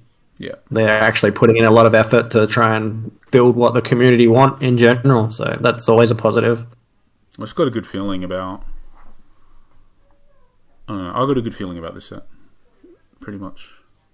This set is in Gothic. I got a good feeling about it. Something that I don't know. It just feels on the whole. Things I've seen have been good. I don't know, there's something about it. We were talking about it before, but the cards just feel a little bit more. They just feel more costed correctly on the whole as well. We were talking about this before, but it feels like overall. I mean, the amount you've stopped on the exact card that I don't think is costed correctly. In general, I would agree. This one's not for. Well, maybe if this was an Arthurian Legends, I think it might have had 3 or 4. I feel like this should be 6. Yeah, probably. And it's probably in a much better spot. But if it was in Arthurian Legends, I think it would have 4 fire threshold symbols potentially as well. So yeah.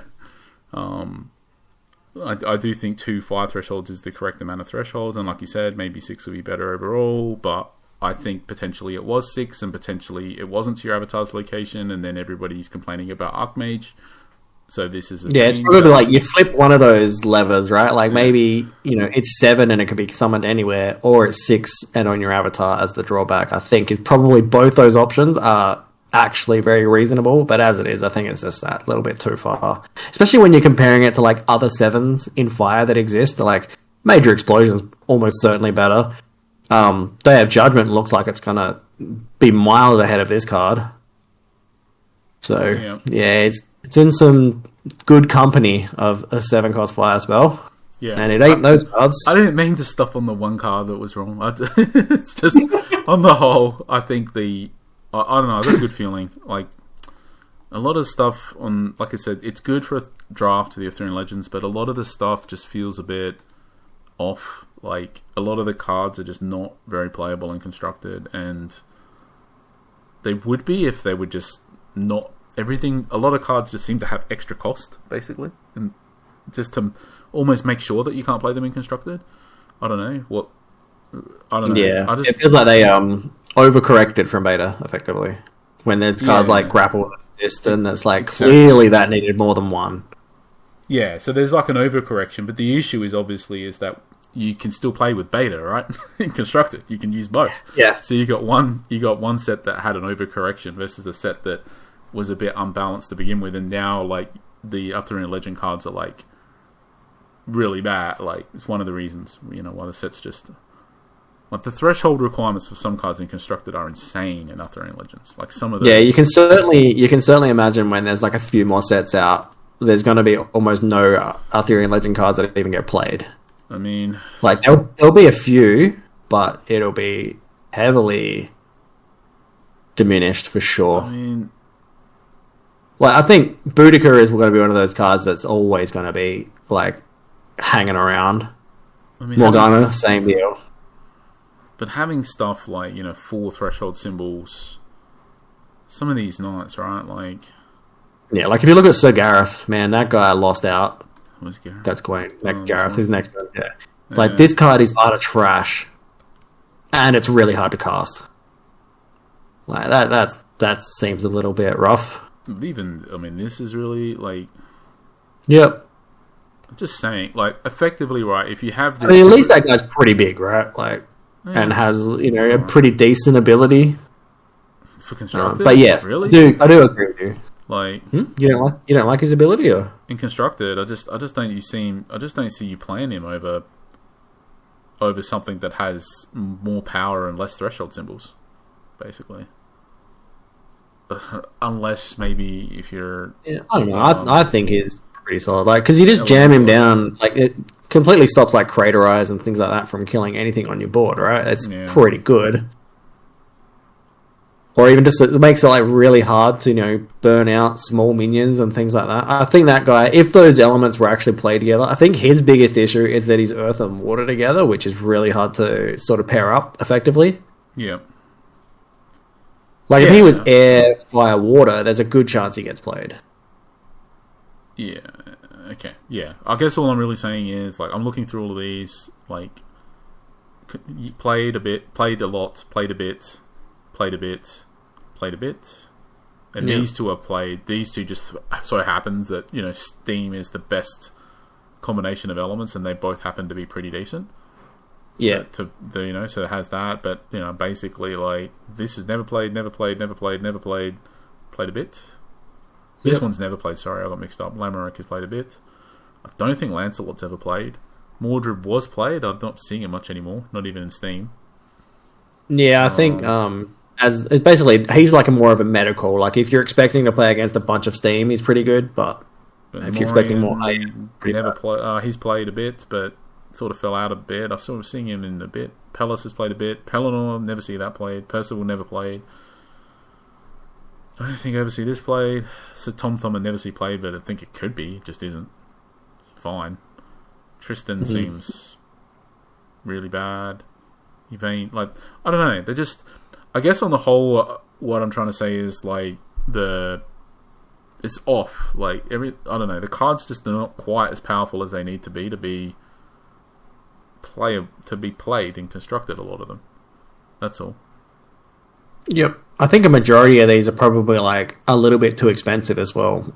So maybe they could be 1 mana cheaper and keep the thresholds. Exactly. Or one less threshold.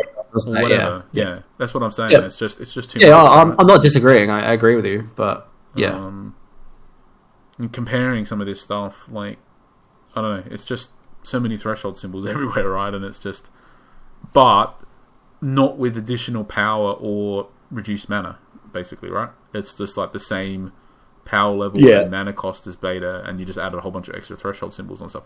There's exceptions, obviously, like Morgana, but that's how it feels. And I don't know, based on the cards that we've seen revealed so far, it just doesn't feel like there's these stacks of threshold symbols everywhere.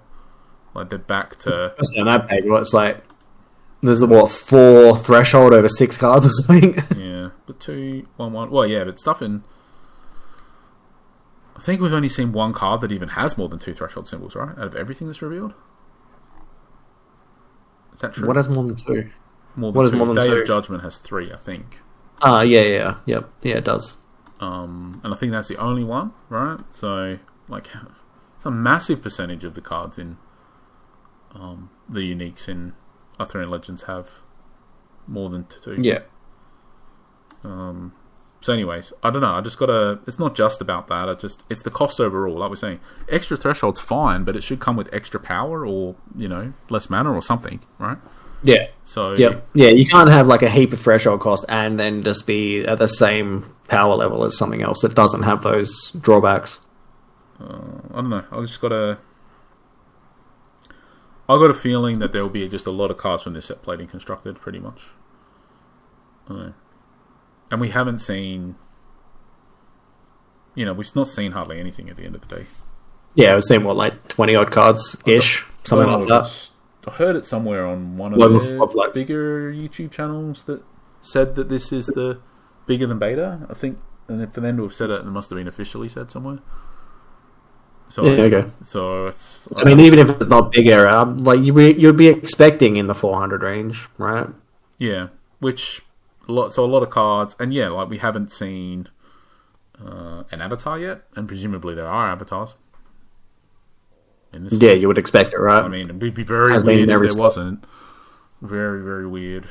So yeah, I could definitely see them not releasing avatars like, in further sets down the line, but definitely this early. It feels like you definitely want more avatars. And actually, have we seen one unique? Two. So the site is a unique. What else is unique? The Day of Judgment was unique. Yeah, is that it? So this City of Glass and the Day of Judgment, is that it? That might be it. I think we've only actually seen two uniques and no avatars, right? And at the end of the day, that's where a lot of the focus is going to be, right? Like, for the really powerful... Yep, I think that's all we've seen. So we've only I'm just looking at the list now, and I think it is. So, yeah, I guess my point there somewhere is, like, we've not basically seen anything, hardly, right? Yeah. In regards to what there could be that's going to shake up the meta. So, yeah, I don't know. I just sort of, there's something in there to bring it all together that I've heard concerns for sure that people are worried that this set isn't going to be enough to stop Archimago from winning. But one, I don't think it has to be. I think it's fine as long as other avatars are winning as well, right? It's like, it's okay if it's one of many. But two, I think there will be enough tools here, especially with Toolbox. I definitely feel like it's coming down a lot in power. I think it's going to be not like, completely out of the meta or anything, but I don't think it's going to be top dog at all anymore. But just from the things we've seen so far. Yeah, but also... Just like extrapolating from what we've seen so far. Yeah, but also we've almost seen nothing so far. That's the other thing, right? Like, at the end of the day, it's going to matter a lot what other avatars there are. How can that not matter? Yep. Like, of course that's going to matter. For all we know, there's just an avatar that says, like, tap for banish target Archimago or something, right? Like, you just don't... Like, not literally, right? But inadvertently. Yeah, it might just be an avatar that eats graveyards, right? We don't know. So, you just... I don't know. I feel like you can't look. And it's not like it's been getting anything realistically either. Like, it's got Toolbox and stuff, but everybody's getting that. And maybe it uses Toolbox better than some people, but it's definitely going to get hurt by Toolbox a lot more than like other decks. So it's hard to know. Well, it's hard. Yeah, exactly. I mean, my point here really is just I know people have looked at these cards that have been released and they've basically said, I played with these cards and I still can't easily beat Archimago. And it's like, but that doesn't mean anything hardly, right? Like, hardly anything has been revealed. And the fact that you can't take the few cards that have been revealed and consistently beat Archimago, it doesn't basically mean anything, pretty much, right? So, and they probably weren't testing under 60 cards either. Probably not. Yeah, because that's probably going to change things as well. Maybe it's better for AM, maybe it's worse. We don't know yet, but it's certainly going to change the consistency of AM. Yep. Especially if, like, a lot of the good things that come out aren't spells, like aren't magics in particular. Like, all of a sudden AM falls down in the cards that it's going to get. That's where I was going before with Release the Hounds. I feel like there's a chance that every magic spell just has one or two constraints and an extra mana put on it in the whole set. Well, I mean, if you think of Gift of the Frog, right? Like, that could have been really good, but it's got, like, a bunch of extra little things added to it that's, we can look through all the magic quickly, but I'm pretty sure it's just the case that there isn't really anything. It's Day of Judgment, which I don't think changes things. It's Swap, which probably doesn't change anything, because you don't really have things you want to swap away. It's Gift of the Frog, which isn't good for it. Return to Nature is obviously very nice. Yeah, but that's also obviously very nice against it. Yep, absolutely. Then there's Second Wind. That's probably, I'm just saying, that particular point of it being very good against it is probably why the card hasn't got all these constraints. Yes. If it wasn't good against it, I'm pretty sure it would. So I think what's effectively... Well, my prediction for this set is that all of the magic cards that would have been good in Archimago have all had restrictions or mana and stuff. Everything's just basically been tweaked to be bad with Archimago so that Archimago gets nothing from the set. I don't know that, but that's my gut feel based on what we've seen, right? And also just combined with the amount of noise that there's been. Why wouldn't they do that? Like, clearly the community wants them to do something about it. So they would, just reacting to feedback basically. But based on what we've seen, it very much looks like that. Because there's basically, you look at this and Archimago kind of gets nothing from what we've seen so far. Having said that, if there was something good for it, they probably purposely wouldn't want to show it yet anyway, for all the reasons. I mean, there's a world where Carionets, like, all of a sudden there's like a deck where you mill yourself over and over and over, and because you're Archmage, the fact that you mill Carionets is also a good thing by milling Carionets and the target. Yeah. That's a potential thing that could exist if there's a way to mill yourself efficiently, but then there's all the hate cards that you have to try and do it through, so that's also pretty bad. But yeah, that's about the only thing that I've seen that does anything.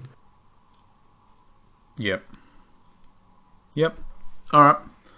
Well, I'm sure we didn't allay anybody's concerns that's upset about Archimago, but we gave it a go. It's like, all I would say is just, I got a gut feeling that they're listening for sure about everybody being upset about it, and that feedback has been factored into this set. As to what the outcome will be, who knows? But I don't think they've just ignored everybody and they're going to just release a set with a whole bunch of cards that are awesome for Archimago and not give you any tools to deal with it. Like, it's obvious there's tools to deal with it. Like, it's already basically between the tools, literally in the case of the toolbox and whatever, combined with a lot of cemetery. Like, that's already everything you're going to need there. It's just, it may be on you to, work to solve. Like, they haven't solved the problem for you. They've just given you the tools to solve the problem, basically, and it's on the community to work it out. But I don't know. I think that there will be plenty of stuff to be created that doesn't include Archimago, and there already is, by the way, at the moment as well. Yes, that's the biggest thing for me. Like, it feels like they're going to be printing a bunch of hate that doesn't even need to exist. Yeah, and then all of a sudden, it's just going to push it down so far that it's just not even really played. Yep. Yeah, and even for me, it's just, I don't know, if people don't like it, like for me, it's sad in a way that if you just sort of, it's partially that sad, but the bigger sad moment really is all the collateral damage. Like, that Death Speaker becomes unplayable, that Flamecooler's actually pretty fun to play, and actually pretty good now. It's good now.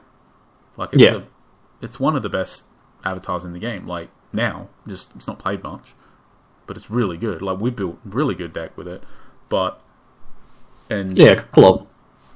It's impossible to see a world where that's playable at the other end of this episode. Yeah, but we just enjoy playing Archimago more, so we're not going to let anybody know this amazing deck that we have that just destroys it. And... yeah, I don't know. And Death Speaker just feels like it's going to come out the other end, not in a very good spot, as we said. And... I don't know, it also feels like they're clearly, with the card on the screen, they're going for some kind of reanimator archetype that also is going to feel pretty awkward to make work with all of the cemetery hate in the game as well. Yeah, it's like they're bringing out a whole new archetype that's just not going to exist from day one, effectively, because it's just going to be hated out because Archimago exists, right? Like, this is pretty much just hated out of the game before it even came to exist as well. So it's just, I don't know, my main concern really is with it is just... there'll be a lot of collateral damage from all of the hate. It's also possible that literally all the hate that exists, they showed it to try to, appease people that are upset about Archimago, and maybe there just is nothing else. Like, we've literally seen all of it. But by Archimago hate, I mean cemetery hate in particular, right? Yeah, that's what's ruining all of these other decks. But again, there are ways to hate Archimago, or beat Archimago might be the better way to put it, because you don't want to. Like, you want the solution, in my opinion, you want the solution to beat any given deck to not be, just include this card and you always win. Like, that's not fun puzzle to solve. Like, yeah, you want it to, you don't want it to just be a card that literally says you win whenever you play against this deck. You want it to be like a series of... You want options. You want a bunch of different levers you can pull to try and, find the right one, find the right combination of ways to, do that thing that you need to do. Yeah, you want it to be a puzzle for you to solve, right? Like, for it to be a challenge, for it to be fun, for it to be... yeah, so, I don't know. I feel like they will be giving extra tools to help with it, but the reality is that the tools already exist, pretty much. I'm pretty sure. It's just... we're in a pretty awkward spot just with how the tournaments are run, and because we can't, we're never quite sure what's going to be banned or not banned. So we have to leave it till the last minute to do anything, and also we already did build our deck, that our Archimago hate deck. It just happened to have Archimago as the avatar as well. Pretty much, right? Like, our Archimago deck was predominantly built as an Archimago killer, pretty much. Yeah. So, so it's like we already sort of went through the exercise, and obviously that's not the answer that anyone's looking for, that the best way to beat Archimago is with Archimago, but I mean, we did it with a few different avatars as well, like worked out how to do it. It's just we just settled on, playing it is more our style, so yep. And obviously all the other matchups matter as well, or what we thought they were going to be at the time when we were building it, and we weren't exactly correct, but I don't know. Just honestly, I don't think of anything we can say too much in this space, and I guess don't know how we've. It's weird because we obviously play it a lot, and we know a lot about how to beat it, basically, right? Because a big part of winning consistently with Archimago is understanding how you lose, right? And avoiding, it's understanding the enemy, the game.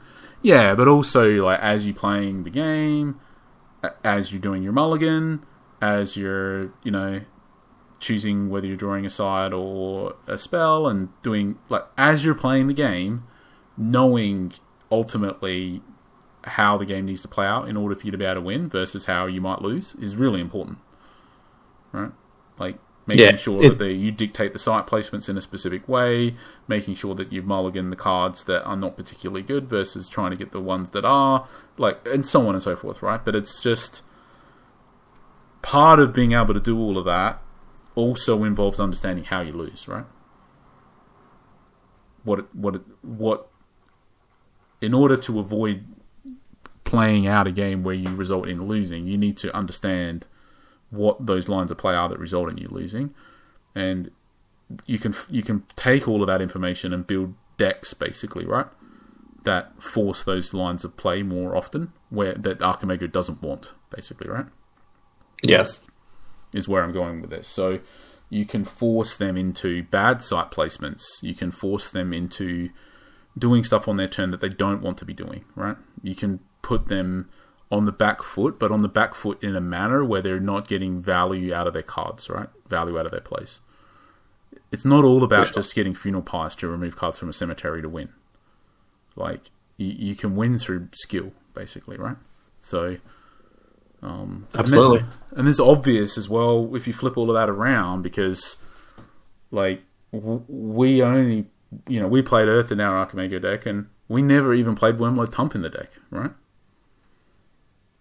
Despite everybody playing Funeral Pyres, because we know that Funeral Pyres don't actually matter that much against Archimago if you play in such a way to make them not matter that much, right? Yeah.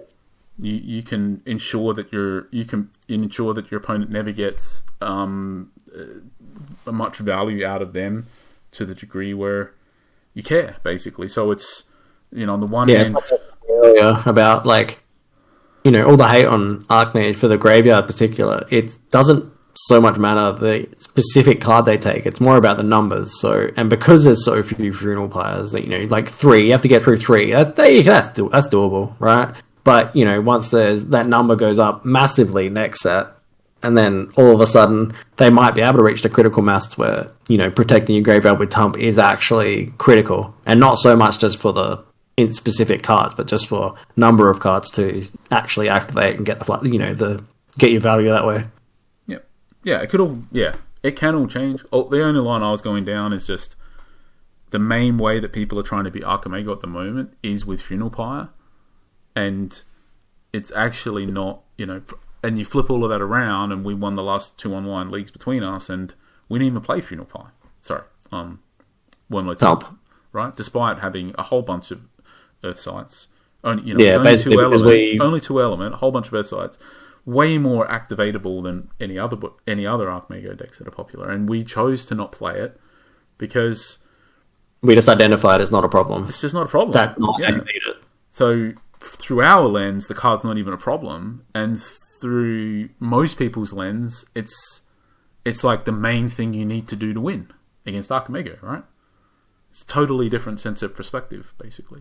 Yeah. Totally different, because it's not like it's a tool. It's a tool that can help you win, but it's not like it's not even the main way to win, right? The main way to win is through understanding how it takes to win and forcing the game down a path that leads to you winning effectively. And that's going to be different in every matchup. So you need to understand all the matchups. So, yeah. But I don't know. I think there's a big point there, though, that all of this cemetery hate is kind of perceived as like the main weapon, and we don't even...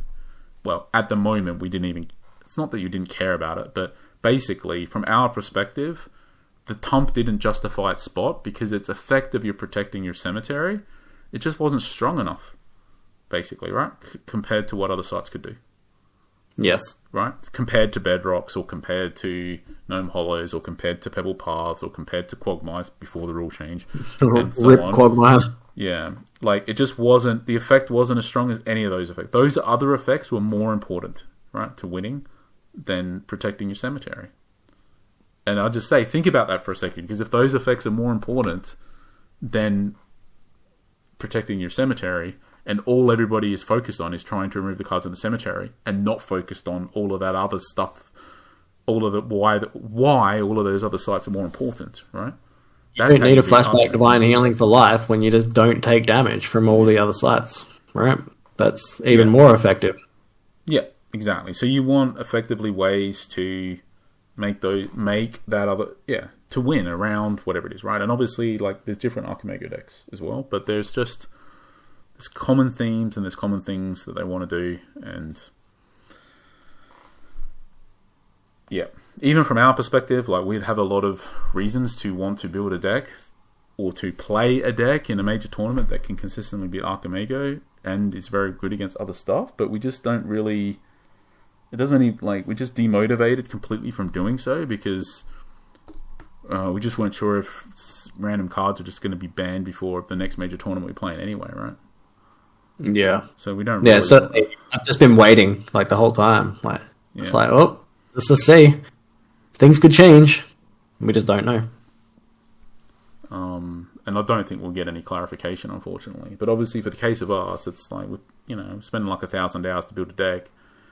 We have built a deck in the past and spent that much time, and then it's like 1 week before the tournament, there was a series of rules changes, including the Mulligan rule, which completely ruined the deck, right? And also just ruined all the decks we had. And then also there was rules changes specific to the tournament that ruined it. Like, we basically just put in a whole bunch of work, built multiple decks, could have gone with multiple different options, and all of the decks were ruined through a combination, right, of the tournament changes itself to basically house rules for the tournament with changing mechanics of cards, and the actual rules of the game changing, right? And it feels pretty bad when we spent like 1,000 hours and it was all basically flushed down the toilet. Yeah. It kind of, at this point now, it's just like, well, I don't know. There's some idiom. What's some idiom that's like only getting bitten once? There's got to be something about that. Once bitten, twice shy. Yeah, that's the one. And now it's just like, but I don't know when we'll do it, but right now it would feel a lot better if we were motivated instead of demotivated to build something, right? Yeah. So, yep. But, if everyone was going to be playing Archimago, there would obviously be a pretty strong incentive to be lobbing up with a deck that does pretty good, like that beats Archimago, right? So, alrighty. That was a hell of a tangent for we're done, goodbye. Yep. And now people can really understand how our conversations go and why everything takes us, 10 times longer. But we will wrap it up here because it's past my bedtime. By a fair bit. Yeah, and I've got to get up early tomorrow. I only got 4 hours of sleep last night. That probably showed in this conversation, I imagine. So, but it's a pleasure as always. Thanks everyone for watching, and keep safe, keep well, keep enjoying your sorcery, and we'll catch you for the next episode. Cheers.